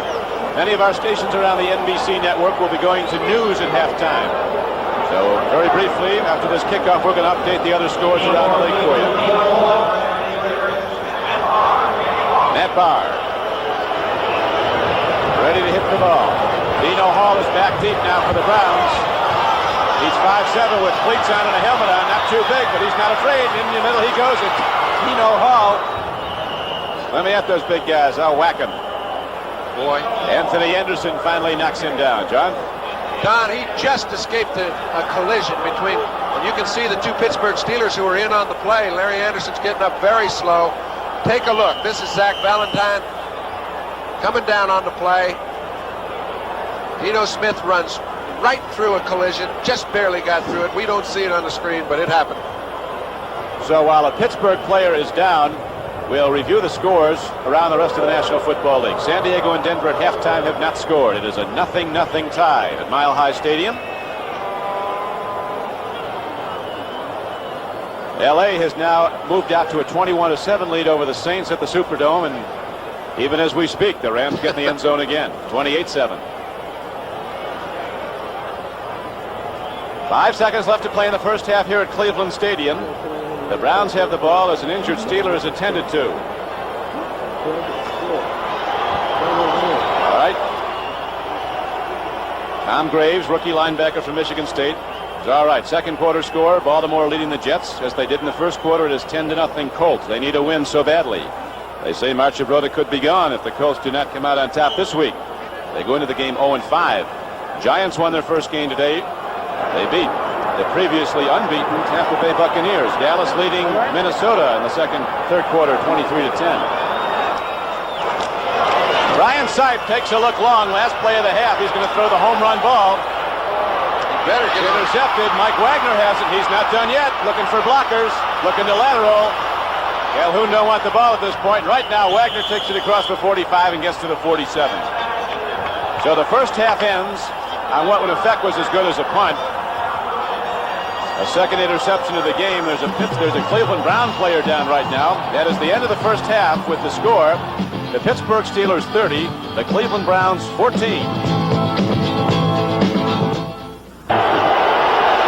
Mike Webster, an all-pro, down over the ball at center.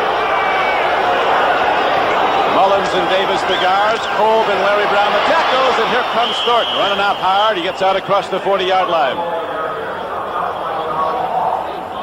That's how it stands for the year. The Steelers are now +1 coming into this game. They were -3. They've turned the ball over 16 times in the first 5 games. They've not turned it over today. Cleveland has 3 times. Their takeaways are right on target. However, their turnovers have been a whole lot more than they're accustomed to. Mike St. Clair, 74, is at left end for the Browns. Mickey Sims and Jerry Shirk the tackles. Lyle Alzado the end. Robert Jackson backs the line in the middle. Matthews and Hall are the outside backers. Bolton and Davis at the corners. Scott and Darden are the safeties as the handoff goes to Franco Harris. On a 2nd down and 5 carry, he gets close, but not enough for the first down. Alzado and Jackson on the knockdown.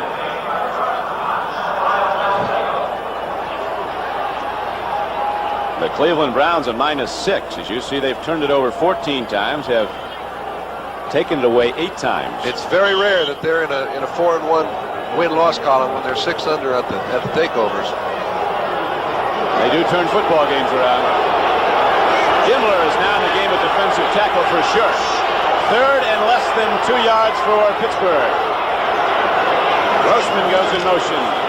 Handoff up the middle, and Franco Harris, who you remember took one the distance on a 3rd and short yardage. Remember, he went 71 yards for a touchdown. Sam Davis blocking well for the Pittsburgh Steelers. Sam Davis has blocked well for a long, long time. He's been their offensive captain. He's their workhorse. Once you stand somebody up at the line of scrimmage, you're doing your job. You've won the collision. Decline. First down. Call against the Cleveland Browns has declined. It's a first down on the carry as the ball is advanced down now to the 47-yard line of Cleveland. So the Steelers break the huddle. First down and 10. 13:25 to play in the 3rd quarter.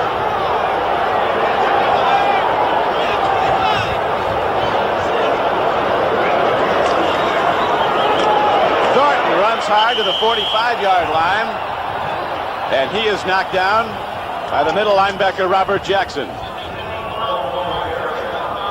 Short gain on the play. It's going to be 2nd down and a long 8 for the Steelers. 45-yard line of Cleveland. Bradshaw coming out with a conservative offense. He can afford that with a 30-14 lead. Well, they're doing right now what they thought they could do when they started the ball game. They thought they could trap Cleveland. Their ends come up the field a little bit, and Pittsburgh's been a trapping team since Noel got there, and they've been doing it pretty well. Bradshaw play fake and looks long. Guns the ball out. Comes in on a 1 hop to John Stallworth. Browns getting back real well in that zone coverage. Matthews, the outside linebacker on the right side, makes a very quick drop. And you know, Don, Robert Jackson was in the lane very swiftly that time. He's been playing the run much better this week than he did last week against Houston. I think one game really helps a guy get his feet on the ground, and I think at the middle he's played very well. You can see there's quite a congestion in there. A little play action pass. Nobody gets to Terry, but nobody gets open either. Now the Browns go to extra defensive backs. 3rd down and 8. Bradshaw with a deep drop. Home run ball. Jim Smith going for it. He loses the ball at the 2-yard line. The cornerback, Ron Bolton, was with him stride for stride. They hit the infield, the dirt, and the footing went. And Bolton felt very fortunate getting away without a touchdown on that or an interference penalty. Can't tell if Jim Smith is disappointed or he's hurt. Apparently he's injured. He's hurt. He's holding his left knee. Jim Smith, the wide receiver, 2nd year, University of Michigan, is down at the 2-yard line where he lost the ball. And that will bring up 4th down. The Steeler punter's out. We'll watch it again here, John. He's got good time. Offensive line giving him plenty of protection all day long. Nobody's really come close to Terry. He throws the ball pretty well. I think Smith will come up with 2 out of 3 of those. Right now, Jim Smith is down, though. He is being attended to. He's been playing hurt. He's had a hamstring injury. I think that one was, I think he got the wind knocked out of him. That's good. He's okay. He might still ride in the football. Now I'm going to take him out for a play. 12:37 left to play in the 3rd quarter. And now the punter is in. There is Craig Colquitt. Webster is the punt snapper.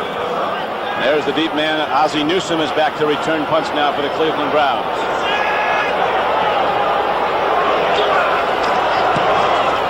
He only got part of that one. It goes out of bounds at the 30, and so the Browns come out with relatively good field position. After this commercial, we'll be switching to San Diego and Denver for an update on that very close football game in the AFC West. At the moment, it is Denver 7, San Diego nothing. There's a timeout in the field here at Cleveland with the Steelers in the lead, 30-14. Wait till you see what they do. Sports World, the WBA heavyweight title is up for grabs as power puncher Jerry Coetzee battles Big John Tate. Then, great teams and great action in the legends of bowling, plus celebrity poker, all on Sports World, October 20th. the laundry here in Cleveland. The Browns fans waving the Browns bags, and the Steeler fans with the terrible towels. You got it all going here. Browns have the ball for the first time in the third quarter. Brian Sipe drops to throw. Deep drop. He's got a man, but he zings it as Calvin Hill ran into one of the officials. You bet he did. The official was looking at the line play. He got himself fixated to where he couldn't get out of the way of Calvin. Effectively busted up the pattern. Ran into the umpire, Pat Harder. That was a good old fullback. He has to get a little action every week. Tell you, that umpire, he's got to stand in tall against right in the middle of that defense. Referee can play off. It's all in front of him. It's second down and 10 for the Cleveland Browns. Ball at the Brown 30-yard line as Sipe gives off on the run, and Pruitt doesn't get much at all. The Steeler defense shoots the gap. Jack Ham, who is projected as a man soon to go, or one day to go to Canton, Ohio in the Hall of Fame. He's that good. Made the stop at the left linebacker. Gary Dunn, number 67, was also on the stop. Looking at the Steelers on defense, they've been aligning different people. Zach Valentine is now starting the third quarter at outside linebacker. They've got Dennis Winston also in the game. Cleo Miller comes in the Cleveland backfield. Ricky Features in as a wide receiver. Sipe takes a drop, looks, he lets her loop. Knocked down by Dennis Winston. He was beaten earlier, you remember, by Calvin Hill. This time Winston is on the play. Yeah, but he moved into the middle where he's very comfortable. He and Lambert were playing inside middle linebackers, both of them at the same time. And he took a fine angle. The ball was a little bit underthrown, and that's all Winston needed. So Johnny Evans is in to punt. I don't think we'll see him throw the ball as he did the first time when he had that nice completion to keep a Browns drive alive. Evans, a good throwing punter because he was a good throwing quarterback at North Carolina State. This is the throw that could have kept the drive alive, would have put them back on the move. They moved very effectively in the first half.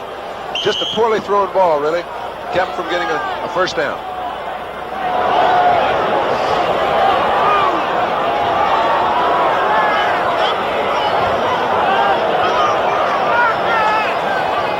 There's the snap. Ball hit end over end, hit fairly deep. T-Bell loses the football and falls on it. Theo Bell loses. I tell you, the wind comes into his boot. Just took John Brody's hat and scorecard and everything. Everything went adios. 11:38 left to play. Third quarter is the Pittsburgh Steelers 30, the Cleveland Browns 14. We'll be back in a moment. American Graffiti, the hit comedy about growing up in the 60s, starring Ron Howard, Cindy Williams, Richard Dreyfuss, and Suzanne Summers. Tuesday. Pittsburgh Steelers come out. The crowd starts up here at Cleveland. 80,000 on hand at Cleveland Stadium. Steelers leading the game 30-14. Bradshaw, most valuable player in the league last year in most polls, gives off to Thornton, and Sidney Thornton, who comes into the game averaging 5.6 yards a rush, is shut down quickly by the Cleveland defense. Nicky Sims, number 78, was on the stop. Cleveland's now tightening up a little bit, Don. They've been very tough against the run in the past 2 or 3 series. Joining us in the booth is one of NBC's new football commentators, Mike Lucci, the former All-Pro middle linebacker for the Detroit Lions. I helped him. You got him some votes. Every time he was going a little bad, I threw him a couple. Second down and 8. Running with the ball is Franco Harris. He gets it out to the 40-yard line. And Franco Harris is knocked down. Charlie Hall, 59, and Clay Matthews, 57. The outside backers for the Browns were on the stop. Franco Harris got 71 of those in one fell swoop. Touchdown. Okay, just a straight-ahead block. They've got a combination between Shirk and Alzado. That's their responsibility. Did it very well.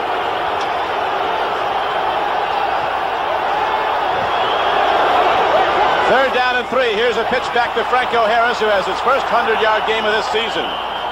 But he has had many. In fact, he's going to equal O.J. Simpson and Jim Brown as the only back to get 8,000 yards in his first 8 years in the National Football League. Lyle Alzado and Tom Darden were on the stop. It's only his 31st 100-yard game. Boy, he's listed at 6'2", 225. But if he isn't 6'4", 235, he's not a pound. Our producer, Larry Cirillo, found out yesterday he got his vote. Lucky he could get out here. Franco ran into him inadvertently in the end zone during a Steeler workout. Right now, it is dark in Cleveland. Ominous skies overhead. Gusting winds continue as the Steelers break the huddle under the lights. 10-10 left to play in the third quarter. Bradshaw steps up on first down. Harris goes wide, turns the corner, and he's knocked down to the 48-yard line. He got 5. Oliver Davis, not too big, made the play coming up from the corner, number 21. Oliver Davis and Ron Bolton at the corners, Clarence Scott and Tom Darden the safeties. Hall, Jackson, and Matthews back the line for Cleveland.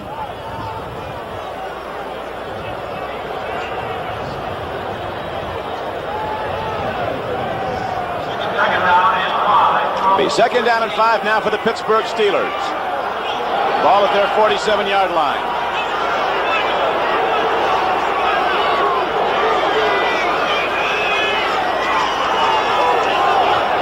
Sidney Thornton turns the corner, turns upfield. He's not done yet. He is a truck, this man, from northeast Louisiana, and Thornton crashes down inside the 25-yard line, and the Steelers are challenging again. Well, as we watched earlier, we saw he picked up 58 yards on 13 carries. Pretty fair day. He's been just about par for him. He's been doing a lot for this team, coming up with big plays when they need it most. This time he picks up 20 to 27 yards when it looks like the defense has stopped the play dead. Mike Webster makes his first block and isn't done yet. He's going to stay right with it. Well, Mike is a very active guy, and when your center is as active as Mike is, it allows you to do a lot of things offensively that sometimes you can't do. He's good, got good size, but real good agility. Made a fine play there. Mike can pump that iron. They've got 3 guys in the Steelers, Kolb and Webster. There he goes. Here goes Franco Harris into the end zone. So Franco Harris takes it into the end zone for yet another Pittsburgh touchdown, and it's 36-14 Steelers. What Pittsburgh is known most for, their ability to trap right at the heart of the defense, right over the tackles. When Harris broke the line of scrimmage, he was in the end zone. I mean, everything was cleaned out. There was nothing left. Excellent trap block by Davis and the center Webster. When Franco gets out there, it's all over, folks. Franco Harris with his first 100-yard day of the season. He might have his first 200-yard day before this one's over. Barr tries the extra point. It's good. Let's watch Franco tear it up from ground level. It's the second play of the day that has gone so cleanly, so smooth. You can see Sam Davis comes out, just handles the defensive tackle before he can come in to close the play. Harris gets into the secondary, and the case is closed. Touchdown Steelers into the end zone. We're going to have more. It is 37-14. The Steelers leading the Browns. Honey? How long? Fair. Denver out in front of San Diego, 7-0. Here's how the only score came about. Dan Fouts looking, throws a little dump off to the rookie Kellen Winslow out of Missouri. He's hit by Barney Chavis. Up with it comes Bill Thompson. Returns it inside the 10 where he is tackled by Fouts. A couple of plays later, it is Norris Weiss following the block of Paul Howard into the end zone for the game's only score. Let's go back to Don Criqui and John Brody. We're back and ready to play football once again at Cleveland. The Steelers ready to kick it off. They lead the game now, 37-14. Here is the kick downfield to Dino Hall of the Browns. He's to the 20, 25. He's to the 30. And little Dino Hall is finally swept under by a wave of those big Steelers at about the 33-yard line. Randy Grossman was down along with Valentine. So the Steelers stack up in touchdowns this year. They've been in the end zone 18 times. Pretty good balance, but you notice their passing stats are just getting a little higher and a little higher and a little higher. When they need to, Terry will get it done. There's a tremendous football game going on at Mile High Stadium, Denver, Colorado. We'll be updating that game with a report very shortly. And we may be picking up some of the coverage for you. As right now, it is 1st and 10, Cleveland Browns. 8:13 to play third quarter. Willis Adams is in the game as a wide receiver. Swing pass goes to Adams. He can run. Adams gets out to the 38-yard line, close to 5 yards. The starting runners for the Steelers, John, Harris and Thornton, have 219 yards between them. You can credit a lot of that to the backs, but a lot of it to the guards, because they were given a break at the point of attack right at the line of scrimmage, and that's due for about 130 of it.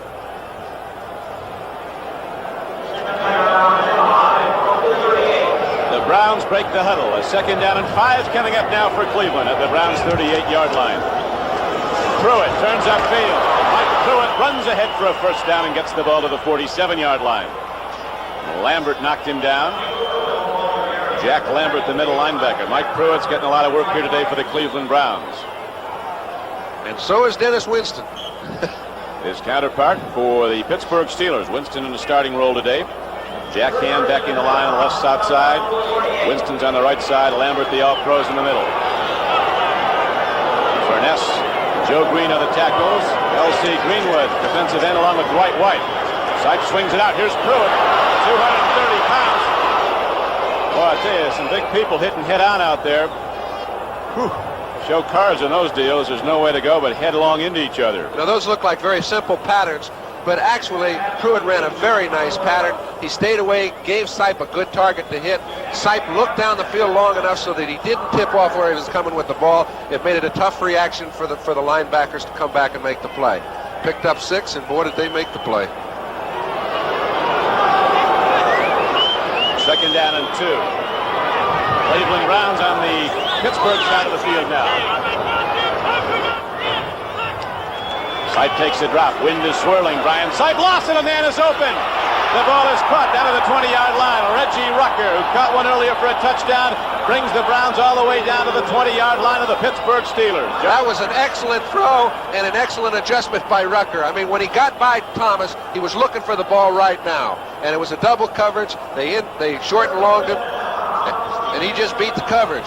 Brian threw it at the right time and put it in the right place. Well, I'm not sure what short and long of him is, but it worked. Short and long of him means one goes up and gets him and the other stays back, fella. Except he couldn't get over there fast enough. He got shorted a little bit. It's now 1st down Browns as Sipe looks into the end zone. Here's a rush. He throws. He's got a man open. A diving catch, and they lose the ball. Ozzie Newsome had it and lost it when he hit the dirt. Boy, they have put a real responsibility, Don, on Donnie Shell all day long. He comes right up on that tight end. And he's taking him all over the field. And he figures, hey, I better get him right now, get what I can, because a little later it's going to be tough. And he's been following him all over the football field very effectively. Once again, we look ground level as you see Newsome grab it. Now, this is an earlier one to Rucker. This one went for the 1st down at the 20. So now the ball is at the 20. It's going to be 2nd down. We pause briefly for station identification. This is the NBC television network. This is WIC-TV, your new spirit station in Pittsburgh. Sipe lofts it into the end zone. Rucker's going for it. Too much on the ball. It'll be 3rd down and 10 for Cleveland. You know what? The defense for Pittsburgh, those cornerbacks have been put in a bind. They've forced them to play man-to-man all over the field, trying to give their linebackers a little more help. And in doing so, it really puts a burden on both Blunt and Thomas. So far, they've been up to it. Yes, they have. They've played good football. That blitz comes, those corners are in single coverage. Well, not even the blitz so much, Don, as it is they're trying to keep their safeties in to help their linebackers, because they've been picking on the linebackers. Winston's playing a position he's not too familiar with. They're going to him when they can, and this is their way of handling it. As you see, it is 3rd down and 10 now for the Cleveland Browns. Sipe with a drop, 4-man rush from the Steelers. He swings, he hits Logan, and Dave Logan is down inside the 15. It'll be well short of a 1st down, and it'll bring up 4th down. Donnie Shell playing up tight. Watch him cover Newsome. Again, he's got a tough job to do. He makes a fine play on Newsome, pushes him to the outside, and then recovers to come up and make the tackle on Logan. Shell is one of those real finds. Free agent that makes all pro. That was Dave Logan's first catch of the day. 4th down and about 3. Almost 4 for the Cleveland Browns. They're inside the Pittsburgh 15-yard line. Sipe throws. He's got Calvin Hill open. He'll go into the end zone. Touchdown, Cleveland. Big play. Sipe standing in against missed. A big rush, and Calvin Hill was not picked up coming out of the backfield. Well, it was a blitz. Calvin Hill beat it. He got out. There was nobody on him. When he did so, Sipe just had to lay the ball over to him, as he did. I don't know if there was a man responsible for him, but my gut reaction is that they sent more men than they thought they could pick up at the quarterback. As a result, he's running all alone for 6. Here's Calvin Hill turning up the sideline, and into the end zone he goes. So now Don Cockcroft will try the point after. Sam Rutigliano now sees his team put up his 3rd touchdown of the game. Good hold by Dave Logan on a high snap. Cockcroft's kick is up and through, but there are 2 penalty markers down. The attendance, over 81,000 for this game. It's the biggest ball yard in the NFL, and they fill it a lot of weeks, always, when the Pittsburgh Steelers come to town. Point after touchdown was complete. 12 men on the defense will carry over to the goal to the kickoff. 5 yards on the kickoff. Normally they refer to the 12th man as the sideline. This time the 12th man was on the field.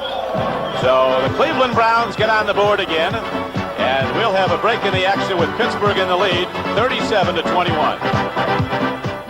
The J.C. Penney battery presents 3 very powerful alternatives. The J.C. Penney 3, 4, and 5-year batteries. And right now, the 5-year battery with as much power as most top-of-the-line batteries is on sale. For a limited time, you can save $11 on our everyday price. That's right.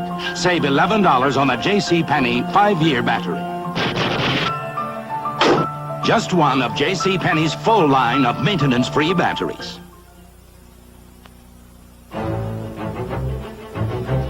The way to financial opportunity is sometimes filled with risk. But somewhere, there are good, solid ways to go. And our ability to put you on strong, solid ground is simply unavailable at any other investment firm. Merrill Lynch, a breed apart. Brian Sipjohn has now completed 15 of 28 for 213 yards and 3 touchdowns, according to Joe Costanza, who keeps the numbers for us, and very well. Yeah, normally that's enough to get you a win. Now he only needs 17 more points, and that may not do it. Here's a high spinning kickoff by Cockcroft. Moving up on the ball is Anderson. He's at his 10-yard line. Turns to the outside. Chandler blockers for him. Anderson gets out across the 30, out to the 33-yard line. They talk about the players getting bigger, but if there's anything that stands out, you notice more and more, John, is the speed in this game. Boy, it's just like a track meet, these kickoff returns. And when you're talking about speed, you talk about Greg Hawthorne, the kid from Baylor. He's in the ball game now. We haven't seen him carry the ball very much. I think you'll see him put his hands on it and do something. Cliff Stout, the backup quarterback for Youngstown State, and Truzek. Stout just beats the chart. He can play, though. Broke all of Jaworski's records. Hawthorne is in the game, 225 pounds. He comes out of the blocks like a sprinter. Number 27 in the Steeler backfield. Frank goes with him. They go to Hawthorne. See what he can do. Takes a couple of shots. Advances the ball out to the 35-yard line to the 36 they're going to give him. And the clock runs. 4 minutes and 14 seconds left to play in the third quarter. Steelers 37, Cleveland 21. 81,260 is the official attendance. 15,000 here from Pittsburgh. Steeler fans will go out into the night, won't they, John? We'll play that music at 4 o'clock in the morning. Bradshaw cocks his arm, just gets rid of it. Ball was tipped. Cleveland had a play on it. Goes as an incompletion. Shirk was on Bradshaw. And I'll tell you what, Clay Matthews was all over Hawthorne. Yeah. Terry would like to have gone to him, but he couldn't beat the linebacker. Jerry Shirk having a fine year, teaming up with Lyle Alzado on the right side. They play a little game. He finally does get to Terry, and Terry can't find anybody open. We've not had a sack in the game yet. Clinton Burrell now comes in the game along with Ricky Jones as they pull the middle backer and the outside back on the left side. Jackson and Hall come out. Browns with 6 defensive backs on a 3rd down and 8 play. Bradshaw just checked off. He went to another play at the line of scrimmage.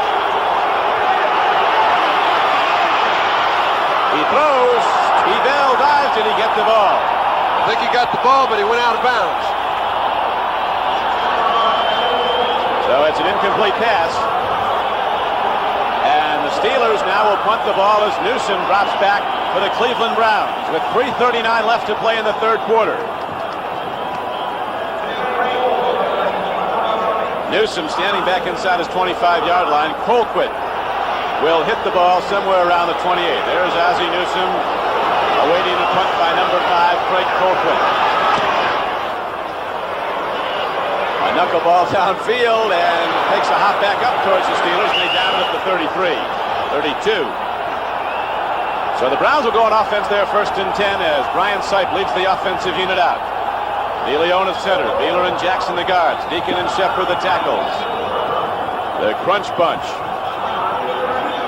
NBC's Sports World. On Saturday, October 20th, the WBA World Heavyweight Championship fight between undefeated knockout specialists John Tate and Harry Coetzee, live from Pretoria, South Africa.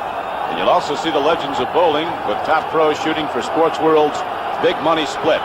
Live from South Africa, World Championship fight on October 20th on NBC Sports World. Brian Sipe drops, cocks his arm, lets her rip. Long Newsom is there. Ozzie Newsom has the football, and he's out to the 30-yard line.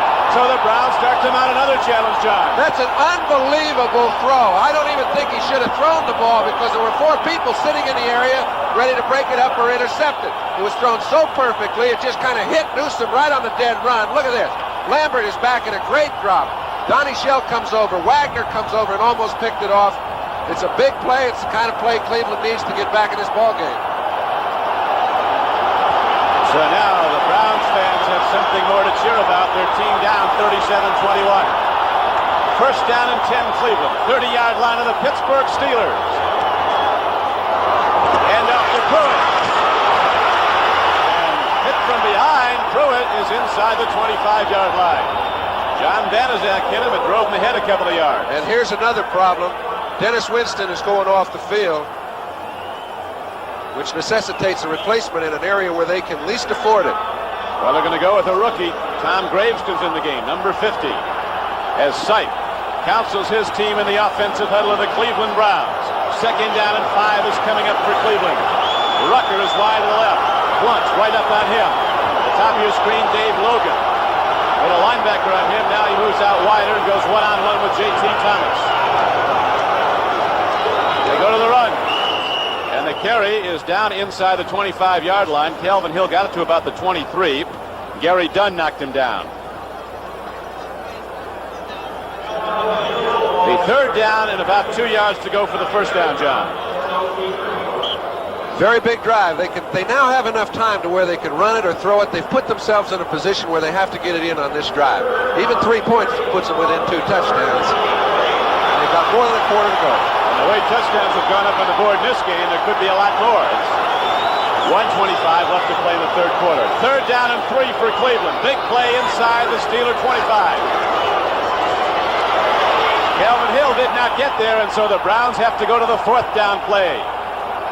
They will go from scrimmage on 4th down. There was actually a little loss on the play. Ball will be spotted about the 23. It's going to be 4th and 3. You notice Jack Ham was in on the tackle.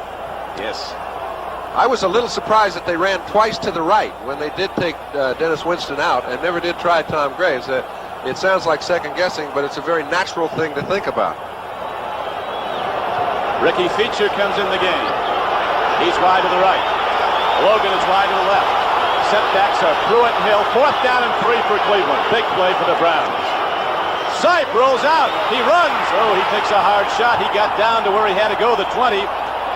Now the deal where they spot the ball. I think well, it's really close. Steelers think they stopped him, but we don't know till we see the chains come out and the measurement made. He really was stood up hard on a driving tackle. Wagner hit him, and Graves, number 50, also got him. He slipped just a little bit coming out. He tried to make a move up a little quicker, and it just cost him the 6 inches he was short. So the Steelers, fists raised in the air, go off the field. The defense holding on 4th down, and Pittsburgh takes over the ball. 32 seconds left to play now in the 3rd quarter. Take another look at it. You see, he just kind of slipped when he tried to cut upfield. 6 inches short. You don't want your quarterback taking those shots on the shoulder. Something's got to give. It's usually the quarterback. 1st and 10, Pittsburgh. Bradshaw takes a look and goes to Franco Harris. He's tearing it up today. And Harris runs the ball out across the 25-yard line before Mickey Sims knocks him down. Next Sunday, there's an outstanding lineup of exciting NFL action on NBC. First at 12:30 Eastern Time, NFL 79, with Bryant Gumbel and Mike Adamle, and a look at Wild West football, Canadian style. Then most of the country will see the big interconference matchup between the Patriots and the Bears. Other key games include Buffalo at Miami, the Seahawks and the explosive San Diego Chargers, Denver versus Kansas City, a team that's now 4-2 after a win today. Check your local listings for the game and time in your area. And now the 3rd quarter comes to an end here at Cleveland with the Steelers in possession of the ball and a 37-21 lead. We'll be back in a moment. From the people who brought you the workmate comes the incredible bench top. You can put it on a table or clamp it to a chair or use it on the roof or almost anywhere. It goes up in the attic or the basement down below. There's almost no place the bench top won't go. Black & Decker's benchtop workmate, portable work center and vats. It turns the whole world into a workshop. I think a lot of people don't realize just how much room and space there is inside one of those cars. If you go out and buy a Cutlass without looking at a LeBaron, you're making a mistake. Those guys are Chrysler engineers. They helped design the efficient new Chrysler LeBaron. From what they're saying, from the way it looks, the equipment, because it's a Chrysler, you'd think it costs a lot more than a Cutlass Supreme. But it doesn't. It costs less. Still thinking about buying a Cutlass? I'm not asking you to buy any car on faith. I'm asking you to compare. You've come to fly before the wind, harnessed to a wildcat, leaving the rest of the world behind. So you go for it, making the most of now, from the life you live to the beer you drink. And since 1849, the beer that makes the most out of life is Schlitz. When you're making it beer, make it this one here. Schlitz makes it great. Go for it. The race for the 1980 Olympics has already begun. The games in Moscow are just the last lap of a long, grueling race that's going on right now. We've got the talent, but we need your support. Because America doesn't send athletes to the Olympics, Americans do. Don't let our team get caught short. Send a contribution to U.S. Olympic Committee, Box 1980P, Cathedral Station, Boston. For $10 or more, you'll receive this Olympic stick pin. This message sponsored by the U.S. Olympic Committee and NBC. Franco Harris having a big day, and the U.S. Olympians getting set for a big summer. 1980 Moscow. We're going to give you that Olympic address again. We'll give you a chance to write it down. Here is Bradshaw. Quick screen on the flat goes to Jim Smith. Wide receiver screen. He gets ahead to about the 29-yard line. He'll be short of a 1st down on a 2nd and 4 play. Here's that address again. You can send your tax-deductible contribution to help our American Olympic athletes to U.S. Olympics, Post Office Box 1980T, Cathedral Station, Boston, Massachusetts, 02118. Franco Harris, as we mentioned, has his 31st 100-yard game. O.J. Simpson, in his career, had 42 so far. Jim Brown's the all-time leader. Played 9 years and had 58. 3rd and 1. Up the middle, and again, they break it open. It's Rocky Blyer, the former Notre Dame captain. He's not supposed to be fast, but he just laid the Cleveland Browns behind him. That was like a dog chasing a car. That's about the best chance they had of catching Rocky. Well, once he got by, you see a short yardage situation, you've got everybody committed to filling a hole. They put a break for the 3rd time today right in the middle of the defense. Once you do that, the back is long gone. Grossman coming over, there's nobody in pursuit. Once you break the line of scrimmage, you've gone. Couldn't come at a better time for Rocky. He's having a little trouble getting back in the lineup because Sidney Thornton is playing so well. Got a pretty good rushing average today, doesn't he? He's got a pretty good rushing average every day. Rocky Blyer, the longest run from scrimmage in his pro career. And the Steelers have yet another touchdown. With 14:05 to play, they lead 43-21. Extra point is up and good by Matt Barr. So the Rock busted one loose for the Pittsburgh Steelers. There's a more popular guy on the team. And Rocky says, hey, how about all that? Longest rush of his career, and Rocky Blyer takes it into the end zone, and we'll be back at Cleveland Stadium with more of this Pittsburgh 44-21 lead at the moment. The AC Spark Plugs, buy 7, get 1 free sales on right now. Participating outlets where you see this poster. Thanks, AC. Americans are learning that if their car's plugs are misfiring, a tune-up with new AC Spark Plugs can help improve gas mileage. Thanks, AC. Now's the time to tune up because AC Delco is making it possible for you to get 8 AC Spark Plugs for the price of 7. Thanks, AC. Tune up with AC. Buy 7, get 1 free. Thanks, AC.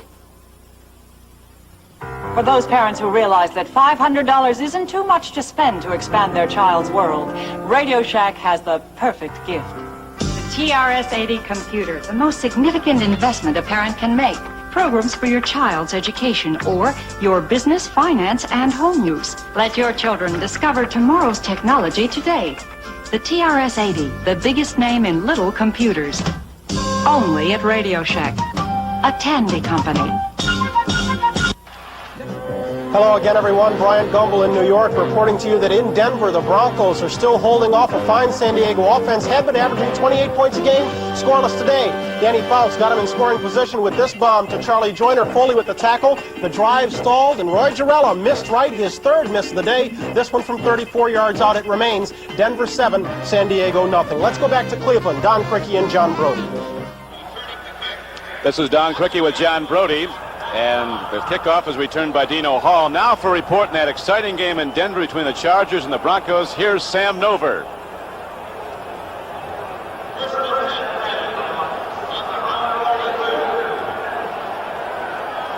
Now you in Cleveland and you in Pittsburgh, we're going to stay right here at Mile High. They're at Mile High Stadium, part of our network. We're at Cleveland Stadium when last we looked. And it is 44-21. Rocky Blyer went the distance from 70 yards out, longest run of his career. Ryan Sipe now takes a look, dumps it off. Pruitt has the ball. And he's knocked out of bounds at about the 37-yard line, stopping the clock with 13:48 to play. Well, we've got 65 points up so far, John. How many more do we get? Well, there's no telling. Right now, every time Pittsburgh gets the ball, something good has happened for them. They've been able to break big plays. How many times have you ever seen a football team run from the line of scrimmage 70 and 71 yards? I've been watching Pittsburgh a long time. I have not seen them run one play that far.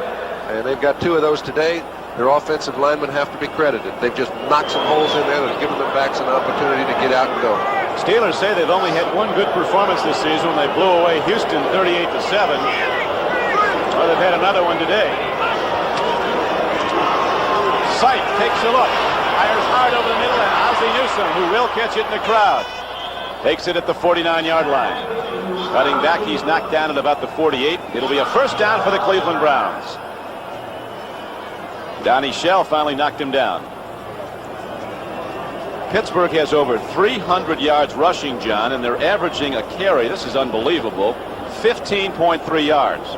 That will get you there. How sweet it is. The quarterback can be brilliant. You know, Cleveland has had a very good day offensively. It's just they can't keep pace. Right. Usually in pretty good shape. You just get 21 up. A lot of time to go. Against Pittsburgh. They got 21 up and not even in it. Sipe takes a look. Loss it long. Newsome is there. Intercepted. Mike Wagner picks it off. The Steelers' zone coverage closed in on the receiver, Ozzie Newsome, and Mike Wagner picks it off. As again, Brian Sipe was intercepted for the 3rd time. You remember when Ozzie Newsome went right down the seam a little earlier on the drive before? We mentioned that's a very tough pass to hit, and you're not going to fool Mike Wagner more than once in a day. He's already got his one charted up, and Wagner's just been baiting him, hoping this play will come back. He's got the ball all the way. Take a look. Yep, he sure does. So Mike Wagner takes the ball, the free safety, back there playing center field on the long pass yardage play, picks it off. And now the Steelers come out of the huddle, and they're going to be running the ball right at the Cleveland Browns. looking to run the clock. Nate Hawthorne carries the ball and gets out across the 20 and out close to the 28-yard line. Updating some of the other scores around the league as Hawthorne carries. Denver is leading San Diego in the fourth quarter, a big game in the AFC West. L.A. continues to lead the Saints at New Orleans 28-10. Now the Jets have scored, but Baltimore still holding on to a 10-6 lead as the Baltimore Colts look for their first win of this season. Dallas up by 10 over the Vikings, fourth quarter, Bloomington, Minnesota. Seattle over the winless 49ers, 21-10 at San Francisco. It's a long year, Mike. Hand off to Hawthorne. He goes right at the Browns defense. He does not go down easily. He runs the ball right into the heart of the Cleveland defense, gets the ball ahead, and advances it close to the 35-yard line. A pickup of 5 yards on the play. You're watching a running back, Greg Hawthorne, that you may see an awful lot of in the future at Pittsburgh. #1 draft choice. Big, 220 pounds, lots of speed, and they really just haven't had an opportunity to insert him in the lineup. Big backs are so fast. You don't need the breakaway scat backs when you got the 230-pounders who can do that 100 inside of 10 seconds. Here's Hawthorne. Had it and lost it.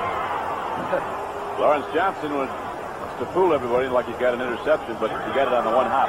Well, you know, Tom Darden thought he was going to pick the ball off. However, he came up there and fell down, and Hawthorne almost picked it and ran off.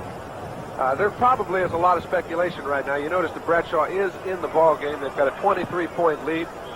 They've got 12 minutes to play in the fourth quarter. It's the philosophy of Chuck Noll. Terry, you start the ball game and you finish it. I agree with it because you can get a lot of conversation going if you put another quarterback in. He starts to have a good day. The first time you're a little off, they start yelling for him, and it really, in my opinion, fouls up the whole routine. Yeah, the Steelers put up their points. Here is a blocked ball. Grossman was near to it. St. Clair appeared to tip it. Mike St. Clair, the left end, number 74. That's how the Steeler offense has scored on the top line, how their defense has given up points in the fourth quarter. You don't beat Pittsburgh. Now their fourth quarter statistics through this game are 59-7. They have outscored the Browns 7-0. First quarter was a big one for Pittsburgh, 21-0. Dino Hall is back now to return the punt. Colquitt in the game for the Steelers. Hits it well downfield. Dino takes it at his 20. Looks for some help. Goes to the outside, gets a couple of blocks, and Dino Hall's across the 40. He is across the 50. Look at this guy go. He's out inside the 35-yard line. They got him for tripping. Colquitt, it's the only way he can stop him, and Burl Toner is right on it. Penalty marker down. It signals against your right, the Steelers. Get him any way you can. But that one is illegal. Punt was 45 yards. The return was 57.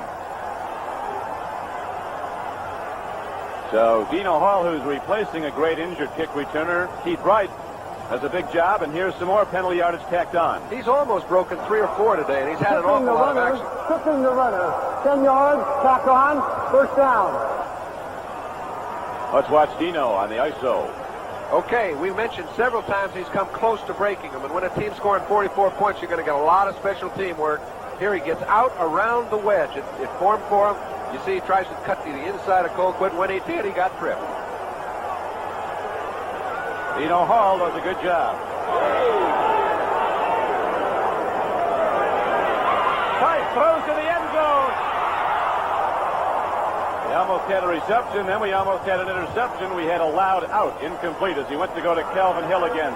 We'll watch the trip again. You'll see Colquitt, the punter, come in and get him with a leg. All right, we mentioned the wedge. It just set up perfectly. You see all those fellows over there didn't even have anybody to block by the time he got around it. As he goes down the lane, Colquitt's in a good position, playing him all the way. As he cuts inside, he just sticks his leg out. It's about the only play he had. He'll take the 10. You can wrap him as best you can anyway, but you can't trip him. Anderson a little shaken up on the play for the Steelers.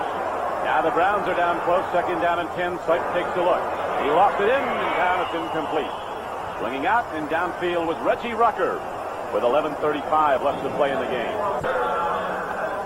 So right now, it will be 3rd down and 10 coming up for Cleveland. Forced to pass because of the disparity in the score.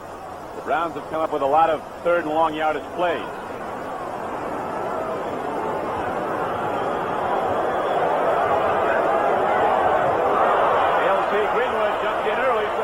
Gets a free one. He lost it into the end zone. Logan goes up. J.T. Thomas goes up. And it's an incomplete pass. It'll be 3rd and 5 instead of 3rd and 10. You can see LC tried to get a little jump. Usually the quarterback gets into some sort of rut. By this time in the ball game, those defensive linemen all know what it is. That time he jumped just a little early.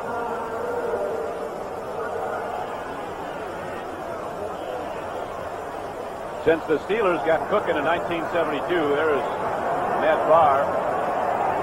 Doesn't have much age on him yet, does he? You get it quick, kicking. 3rd down and 5 coming up for the Cleveland Browns.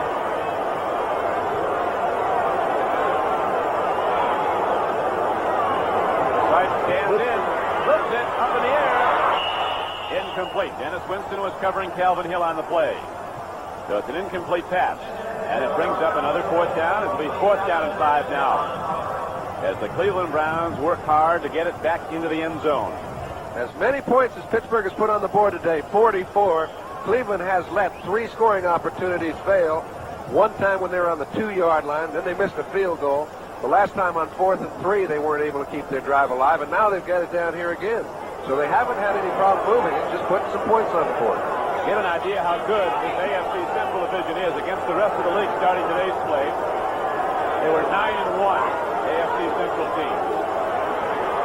Sight fires in the flat. Oh, Calvin Hill had it and lost it, and the 4th down play comes up short. And so, on 4th down, the Steelers hold and take over the ball, leading the game 44-21 with 11:19 left to play. So we'll be returning to Cleveland Stadium in a moment with the Steelers en route to their 5th win of the year, the way it stands at this point. Then we get in the game. Steelers 44, the Browns 21. And Pittsburgh has the ball 1st and 10 at the Steeler 18-yard line. Hawthorne runs free football. It does draw a crowd. Who's got it? Well, Lawrence Johnson thinks that Cleveland does. He put in a claim anyway. Got a lot of good NBC people bringing you this game. We have 6 cameras here today, 3 replay machines, and a lot of other equipment. And one of the many fine NBC technicians responsible for this is electronic maintenance man Al Buckner. So to Al and everybody on the NBC crew, our producer Larry Cirillo, our director Ted Nathanson, thank you once again. And here we go again. Hawthorne trying to get through on a trap play. He does break it at the line of scrimmage. Alzado gets his hand on the ball. As he does so, he jams it loose, and Cleveland's got a turnover. The lights are on. The temperature has dropped here at Cleveland. Gusting winds as Sight looks into the end zone. First down. Oh, Logan, touchdown Browns. We're not done yet. 11:03 to play. They're not done yet. Every time people want to quit, Sight brings them back with some sort of a throw. 27-44. 71 points on the board. The Browns. Steelers had only given up 71 in the previous 5 games. All right, here goes Sight. Good, excellent protection. Sight didn't have this kind of protection last week against Houston. And Logan made a fine move down the field. Look at Winston. He can't get on him. Logan cuts underneath Mel Blunt. He's kind of lost once he lets him get to him that quickly. As he does so, Sight puts it right where it had to be thrown. San Ratigliano calls Logan a Gary Collins with speed. The extra point is up and good. So it is a big touchdown day here in Cleveland, and we've got a long way to go. 11:03 left to play. Pittsburgh leading 44-28. Pittsburgh Steelers Bradshaw thrown to the end zone 3 times. Onside kick. It cuts the Steeler, and the Browns have the ball. Tell you, Tom, it's game over. There's still almost 11 minutes to play left. Ricky Jones recovered. So we're not done yet. Jim Smith apparently touched the ball. And the ball will be at the 45-yard line. Here it is. Cockcroft a little swipe.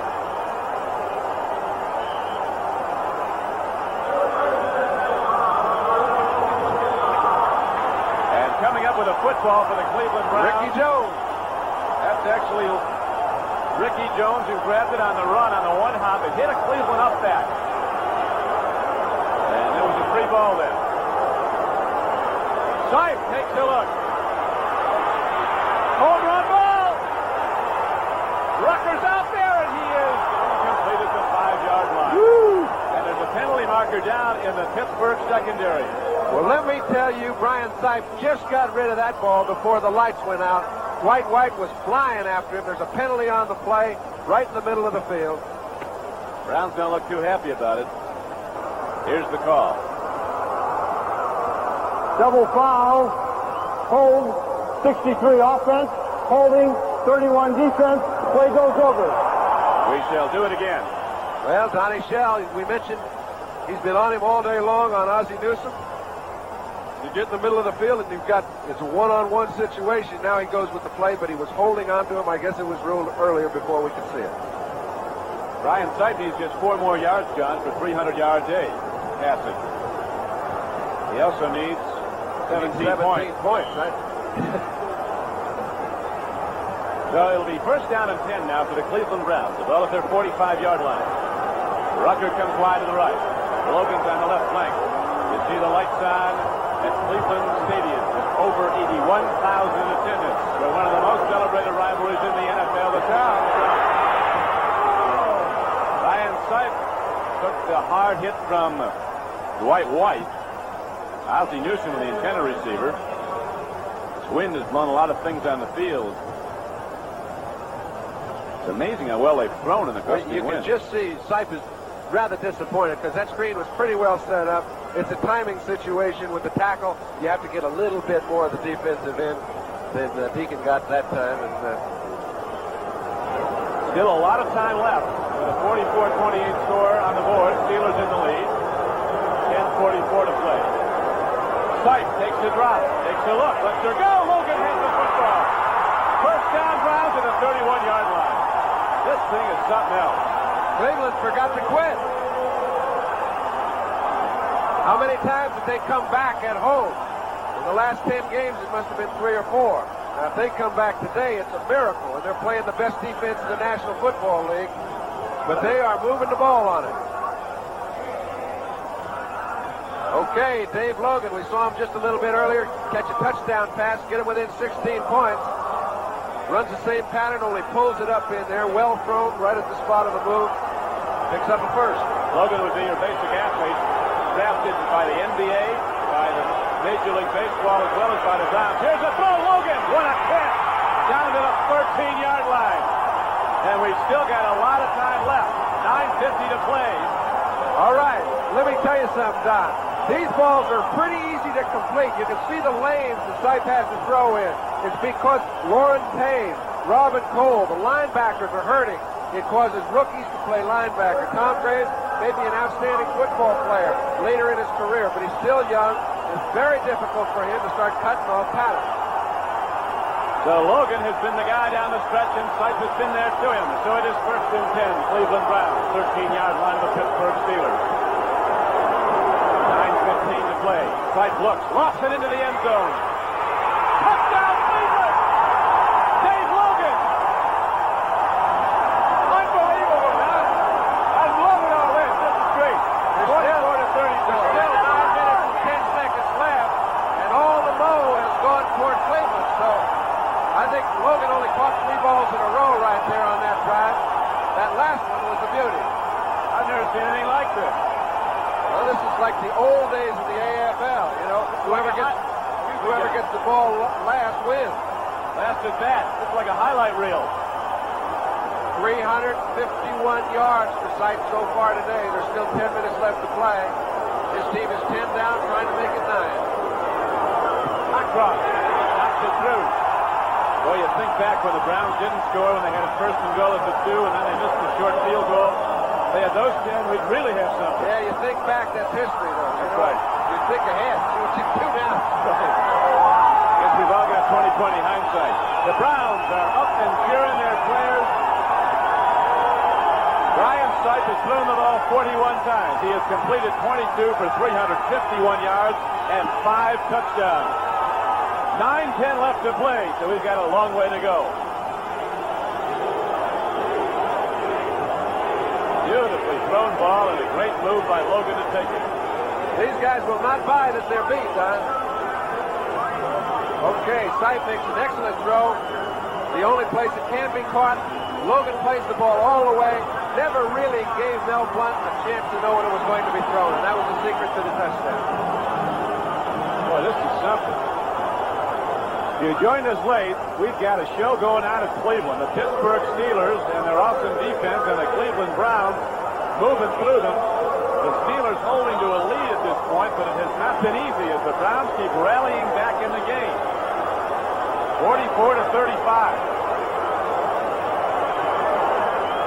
With 9+ to go. Sort of a triple-digit scoreboard. This time, kickoff downfield. Anderson loses the handle. He's got a problem right now as the Browns get him. Willis Adams throws him down inside the 10-yard line. 9:01 left to play. This is great. Willis Adams, and there's penalty markers also down on the play. What a game.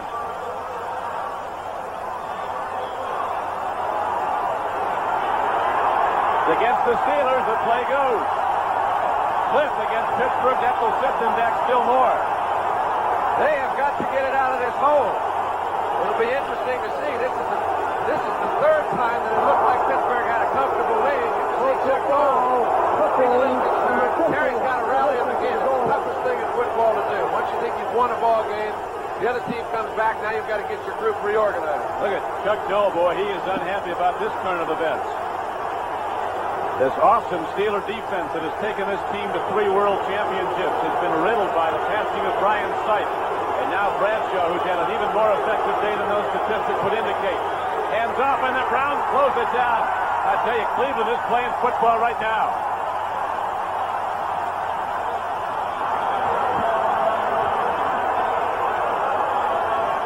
You think the offense scoring touchdowns doesn't pump the defense up? They seem to be playing better right at this moment than they have all throughout the game. This is Robert Jackson filling the hole. You noticed a few times earlier, they made big gainers on that little trap play. That time he was in it. Well, the Bucks just punched him on that one. Clock running, 8:29 left to play. Browns trail by 9. Second down and 9 for the Steelers, way down to their own area of the field at the 6. Hand off. Alzado puts a smashing tackle on. And also on the stop was the middle linebacker Jackson and Gimler, 92.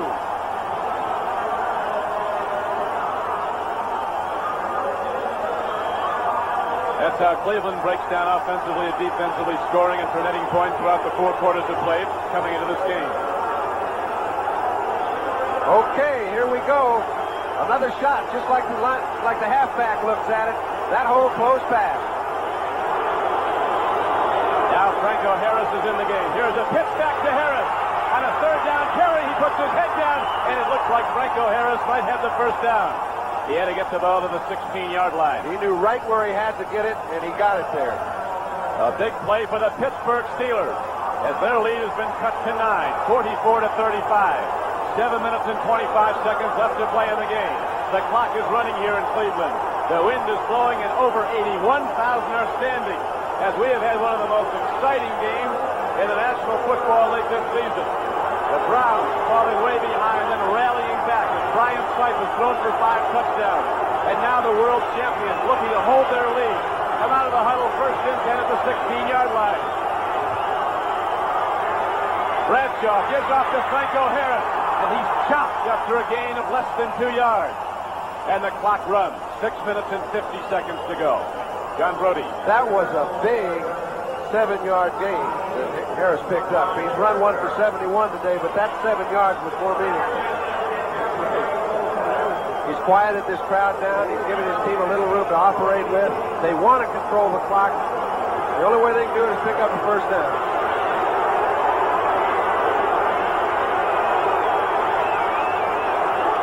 Second down and 8. Pittsburgh Steelers with the ball. Cleveland's defense digs in. Hand off. Franco Harris. It's not there. It'll be third and long yardage. He got to the 20. It'll be third down and about 7. Jack Gregory came in. Number 81 and made the stop on Franco Harris. All right, we look at the offensive line has been having the best of it all day long, both sides of the field. However, during this drive, Cleveland looks up to the task. There's the big guys digging in. Gregory in at left end, number 81, the veteran. He started his career here at Cleveland, went to the New York Giants for 7 seasons, then came back to Cleveland. Third down and 7. Pittsburgh Steelers with the ball. The Cleveland Browns looking to get the football back. Bradshaw, look, out the pass. And it is caught by John Stallworth for a Steeler first down. A superb connection by the Steelers when the pressure is on. What a superb pattern, John. This pattern was run just as well as you can run it. He got inside the defense. When he did so, it allowed Bradshaw to have a lot of room throwing it to the outside. You notice when he did throw it, Stallworth has given him a lot of room to throw it in. A lot of sideline to work with. He picks up the first down, and it just quieted down everybody in the house. The clock is running. 5 minutes left to play. Now it's down to 4:58 and running. 44-35, Pittsburgh with the ball, and the Steelers with their all-pro quarterback, Terry Bradshaw, pulling the trigger. Gets the first down yardage on third down. First and 10 Steelers. Bradshaw goes to Harris. They're giving him left and left. Franco Harris has over 150 yards running the ball in this game. He got 71 in that one shot up the middle on a third and short yardage play when he took it into the end zone. At that point, it looked like a laugher for the Pittsburgh Steelers. 4:25 left to play.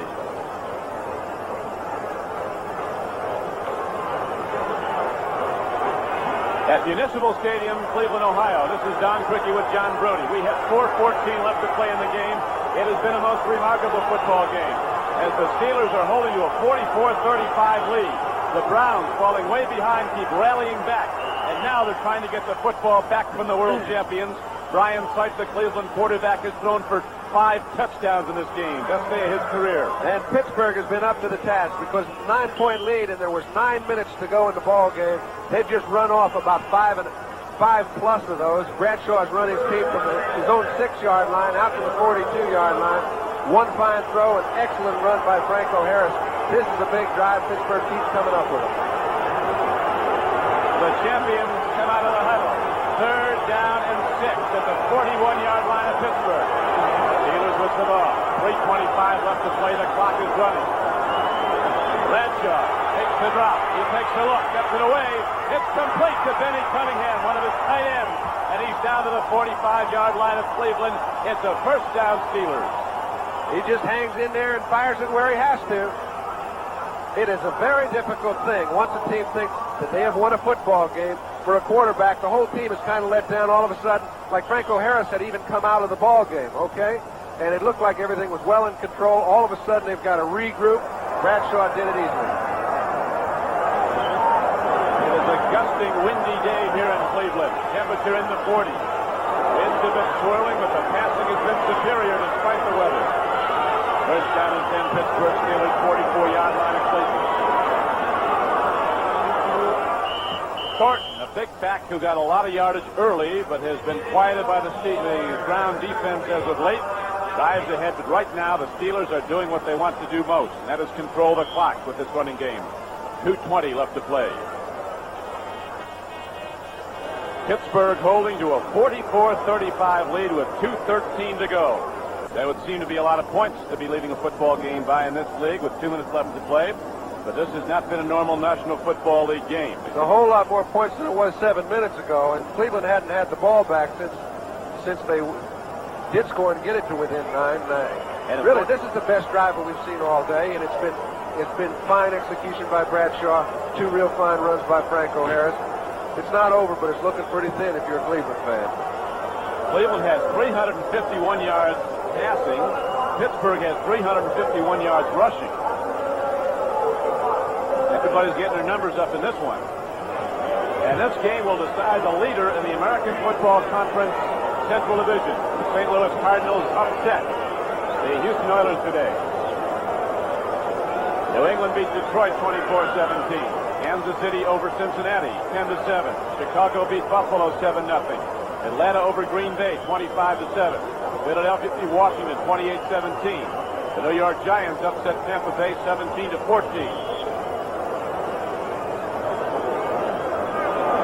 The Steelers break the huddle. Second down and 8 coming up, 43-yard line of the Cleveland Browns.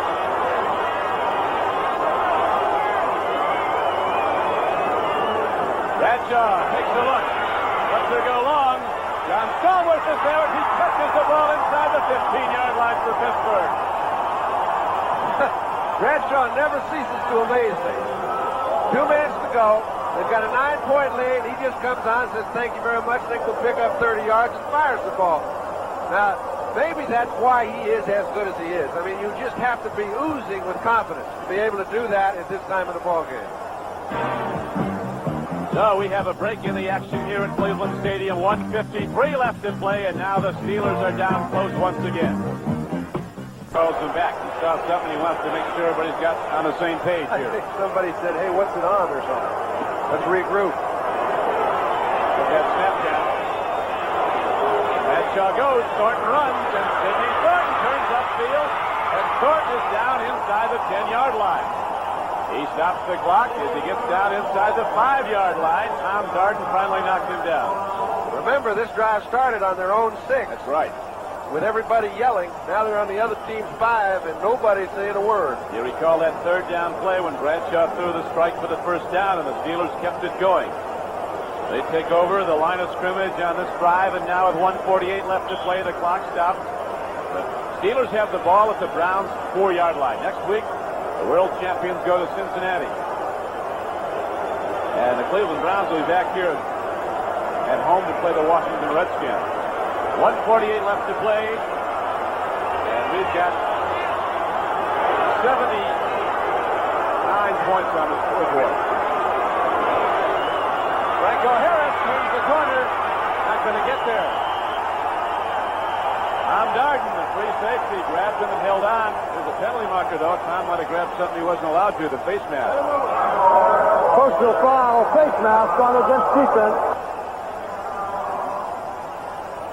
When you're trying to handle Franco Harris, you grab anything you can get. This time Franco thinks maybe he can get around the corner. He got him by the head. Pretty clearly. I don't think there was much Pretty question. clearly illegal. So the penalty stops the clock with 1:42 left to play. Steelers will have the ball inside the 5-yard line at about the 3. The players cloaked on the sidelines in jackets, capes, as the wind swirls. It has been all game long, but now the temperature's down lower here at Cleveland. Lights have been on since the very beginning. Bradshaw sets his team with 2 tight ends. Sidney Thornton up the gut. Back down to the goal line. Did he cross it? No signal. Apparently he's going to be ruled down just short of the touchdown line. Another good trap block. Davis, Webster. Clay Matthews hit him head on, and Matthews a little slow getting up.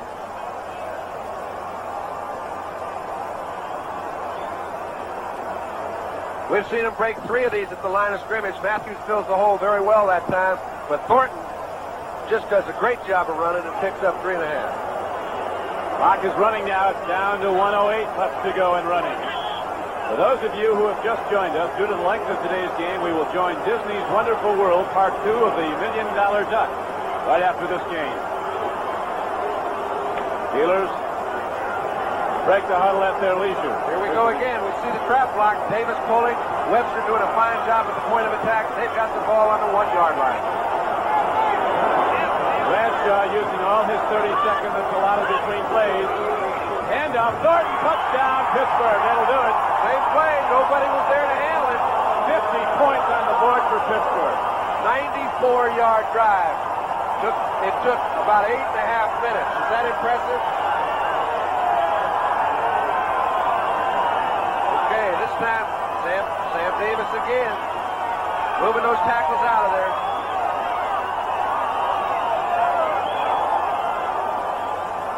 Let's take another look. Webster seals off. Davis comes in.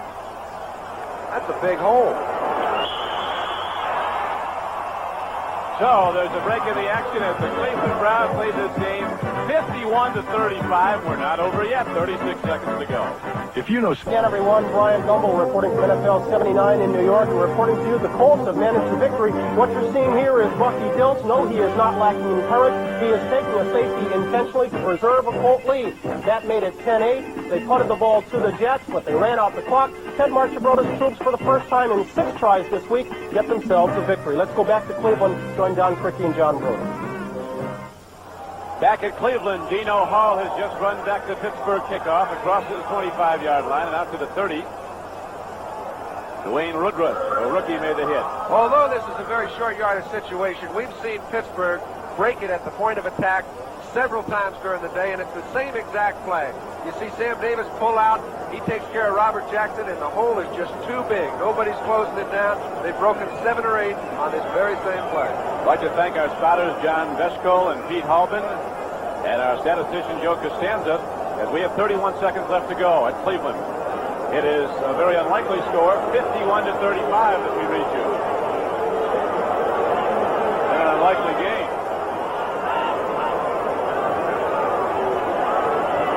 Up the middle, the Browns go to the run.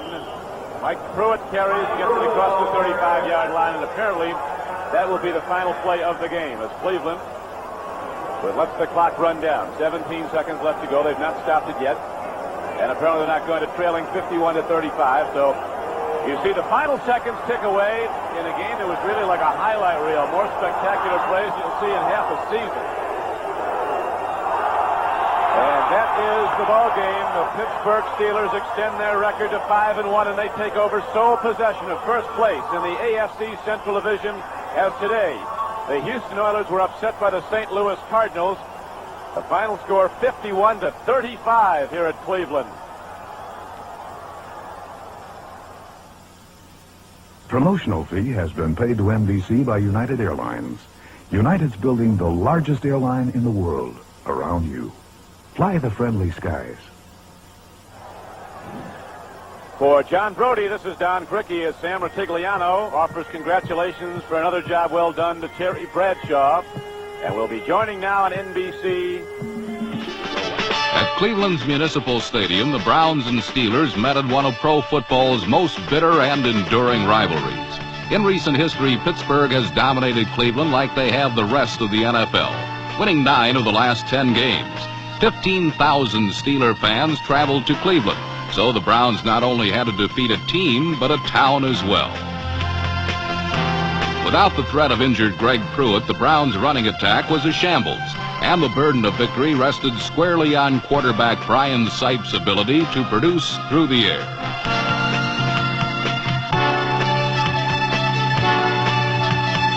On the other hand, Terry Bradshaw has been without an effective ground game all season. His scenario usually reads like this: sacked, injured, replaced, returns to lead team to last-minute victory. With the Cardinals' victory over the Houston Oilers, the game assumed added importance, for the winner in this game would take command of first place in the AFC Central Division.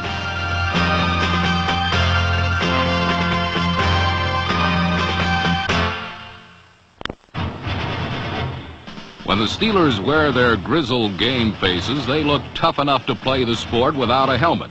And from the opening whistle, they displayed the basic brutal football that has carried them to 3 world championships.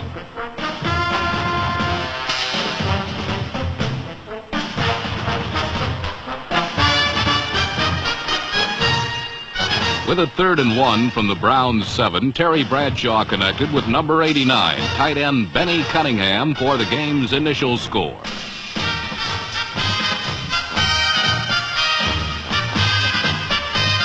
Officials ruled Cunningham had fumbled after he broke the plane of the end zone.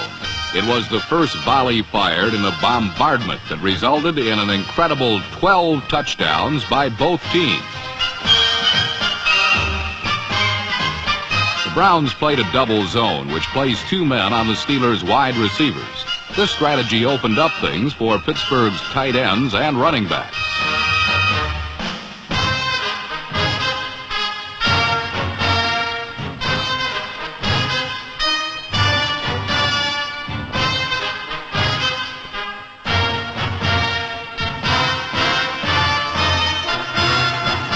Running back Sidney Thornton's sixth touchdown of the season gave the Steelers a 14-0 lead and is well worth reviewing for two reasons. First, Bradshaw enjoyed impeccable protection from his offensive line. Secondly, Thornton, number 38, smartly ran to a vacated area and beat Cleveland's All-Pro safety Tom Darden, number 27, to the ball and 6 points.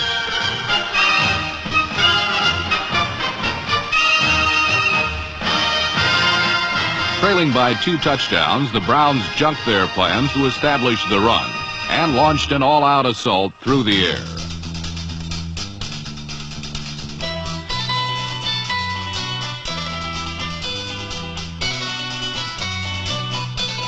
Number 47, Mel Blount, was called for interfering with wide receiver Ricky Feature, number 83.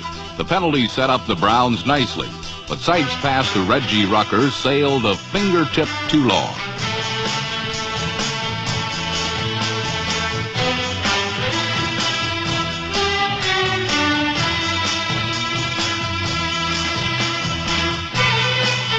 Down deep, the absence of swift Greg Pruitt was telling, as slow developing plays were effectively beaten back by a swarming Pittsburgh defense.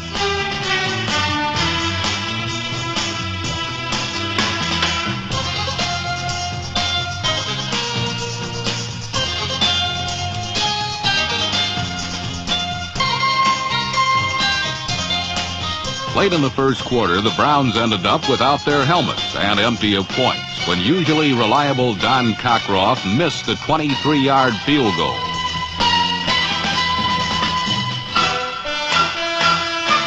The denial of a certain score not only beefed up the confidence of the Steeler defense, but the offense too, as 230-pound battle tank Sidney Thornton stirred memories of a long-lost rushing attack.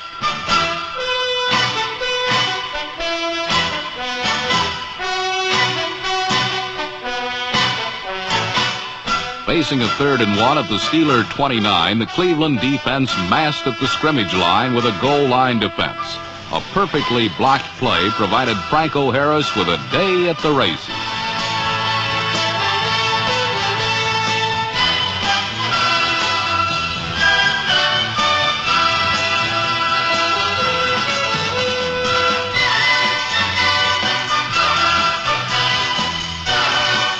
Harris's 71-yard touchdown on the last play of the first quarter gave the Steelers a 21-0 lead, and the 8-year veteran a well-needed ego boost. For more than a season, the Steelers' running attack, led by Franco Harris, has been out to lunch. Once so brilliant and electrifying, now so dim and lifeless, Franco, at least for one day, regained his magic touch.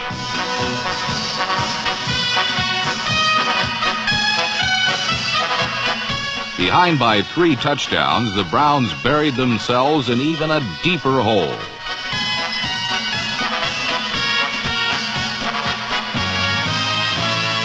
The fumble by rookie Dino Hall, number 1, was gobbled up at the 12 by Larry Anderson. The recovery offered the Steelers another opportunity to add to their landslide of points, and even yielded that rarest of sights, a smile from head coach Chuck Noll.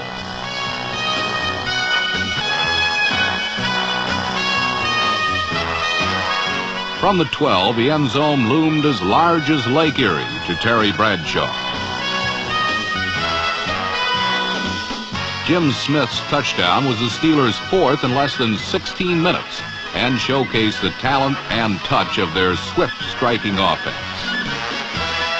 Another look illustrates the perfection of a play which requires a deft lob by Bradshaw and the stretched out athletic ability of a receiver like Jim Smith, number 86.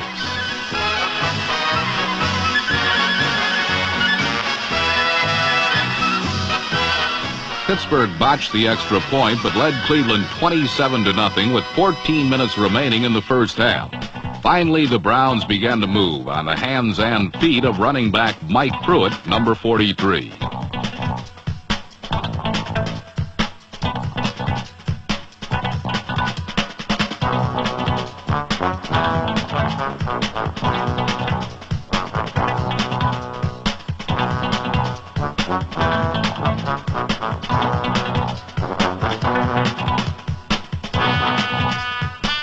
afternoon, Sipe tried to isolate receiver Reggie Rucker with single coverage. When he did, it was worth 6 points.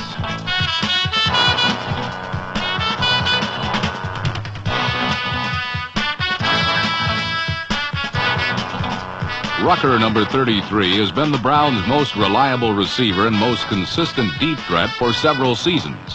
A second angle of the score reveals that Sipe's play-action fake throws Pittsburgh long enough to free Rucker, number 33, on safety Donnie Shell, number 31.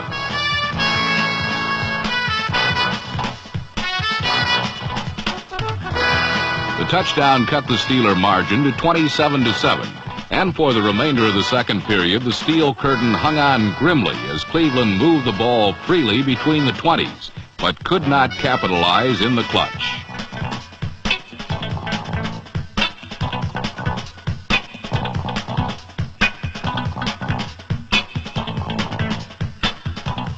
Ozzie Newsome's sparkling reception placed the Browns squarely on the 1-yard line.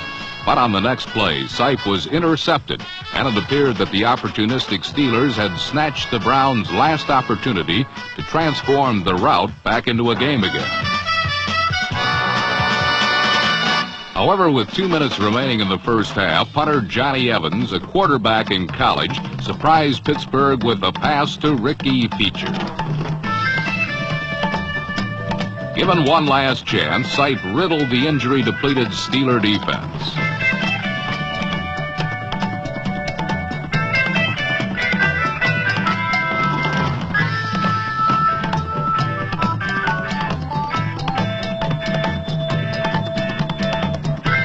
Calvin Hill is an old hand at finding the cavities in a defense in desperate times.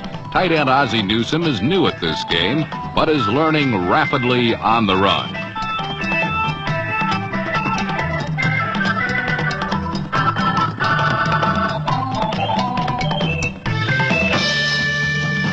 Newsome's touchdown narrowed the lead to 27-14. But with 16 seconds to play in the half, place kicker Matt Barr padded the Steeler advantage with 3 more points.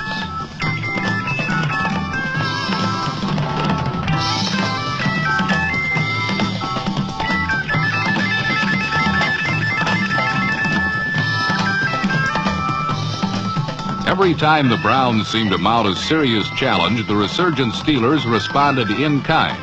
This pattern would extend into a second half that would see 42 more points scored by both teams.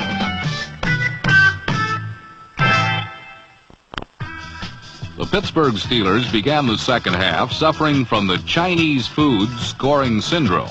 It had been nearly an hour since their last touchdown, and now they were hungry for more. Terry Bradshaw went for a quick score right off the bat, and very nearly got it. The narrow miss did little to curb the Steelers' appetite. Instead, they returned to their running game, and it continued to serve them well.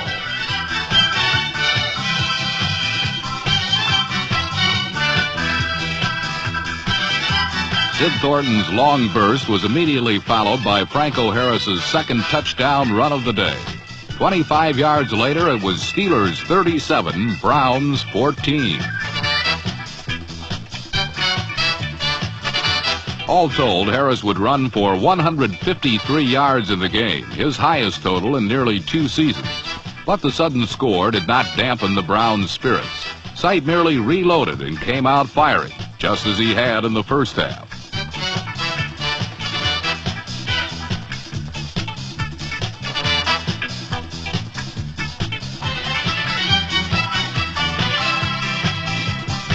On a crucial 4th and 14 play, the Browns decided to go for it deep in Steeler territory. Calvin Hill turned the gamble into a sure thing.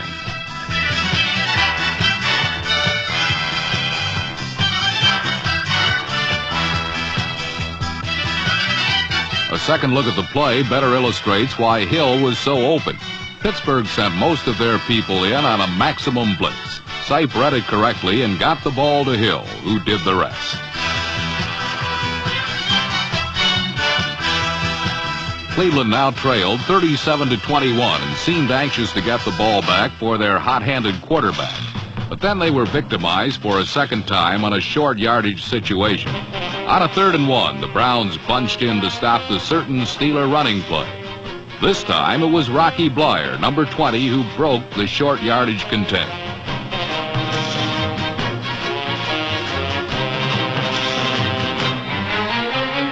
Blyer's 70-yard marathon was easily the longest run of his pro career.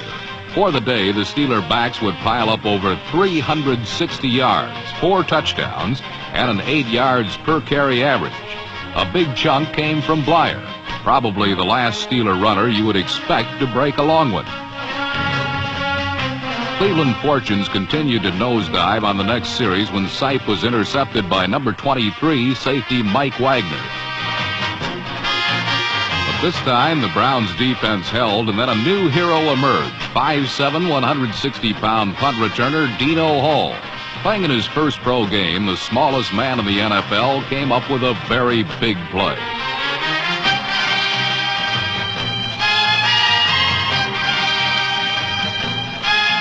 The 47-yard return was enhanced by a Steeler penalty, putting Cleveland in excellent field position.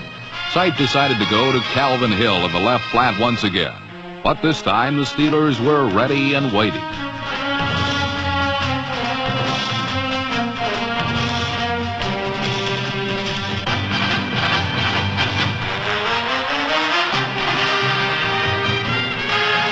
On 4th down, the Browns rolled the dice once again, with Sipe coming back to Hill. But even with no defenders around, Hill could not make the crucial catch for the first down.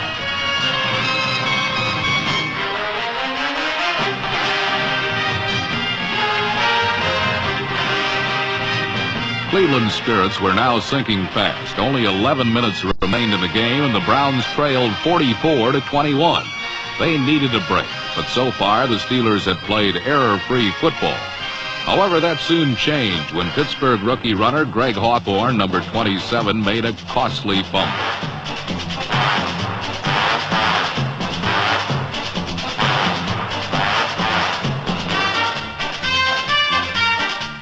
The Browns and Sipe wasted no time, going immediately for the score. Number 85, Dave Logan, who had not caught a pass in the first half, broke that spell with a flourish.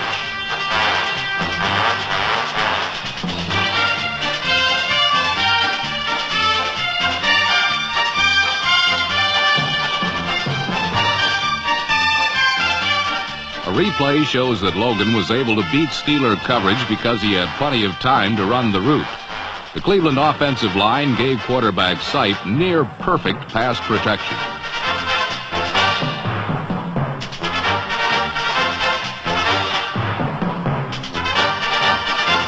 Now the Steelers and everyone else knew an onside kick was coming. But the surprise was that the ball was not booted by kicker Cockroft, but by number 24, Randy Rich, instead.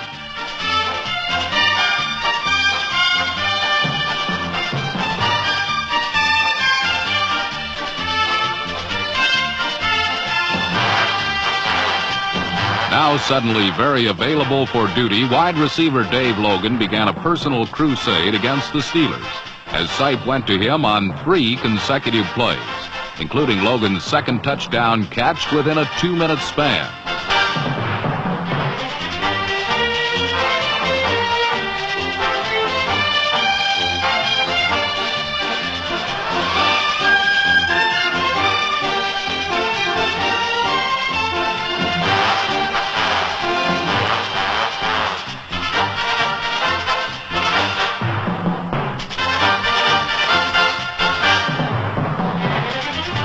Logan's amazing one-handed grab put the Browns right back in the game. His athletic ability, which had surfaced so many times already during the '79 season, had been brilliantly showcased again. Talented enough to be drafted by pro baseball and basketball teams as well, Logan decided on football as his sport on the professional level. With 9:10 remaining in the game, there were many Clevelanders who were more pleased than ever with his choice.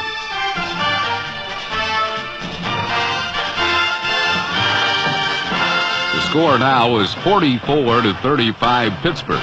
For the better part of the game, the Steelers had tried to shake the Browns from their tail. But just when they thought they had seen the last of those pesky Brownies, they would reappear again. The defense couldn't stop Cleveland. That much was certain. And when Pittsburgh kick returner Larry Anderson, number 30, ran into an aroused gang of Cleveland specialists, it seemed that it wouldn't be long before the Browns would have possession once again.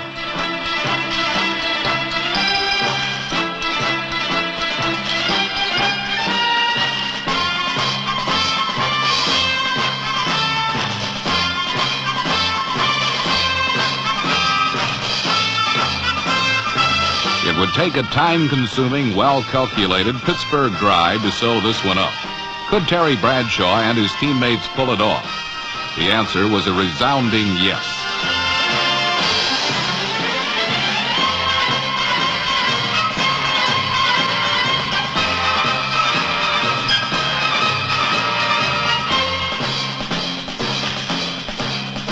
The Steelers froze the ball for over 8 minutes and pounded out 94 tough yards in the process. Bradshaw completed 3 key passes in the drive to bring the Steelers within reach of the Cleveland end zone.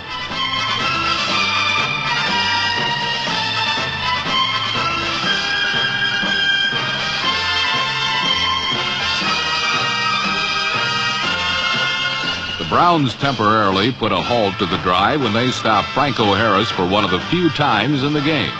But for all intents and purposes, the time-consuming march had sealed the Browns' doom. When Sid Thornton finally skipped in with his second touchdown of the game, it was pretty much a ceremonial gesture.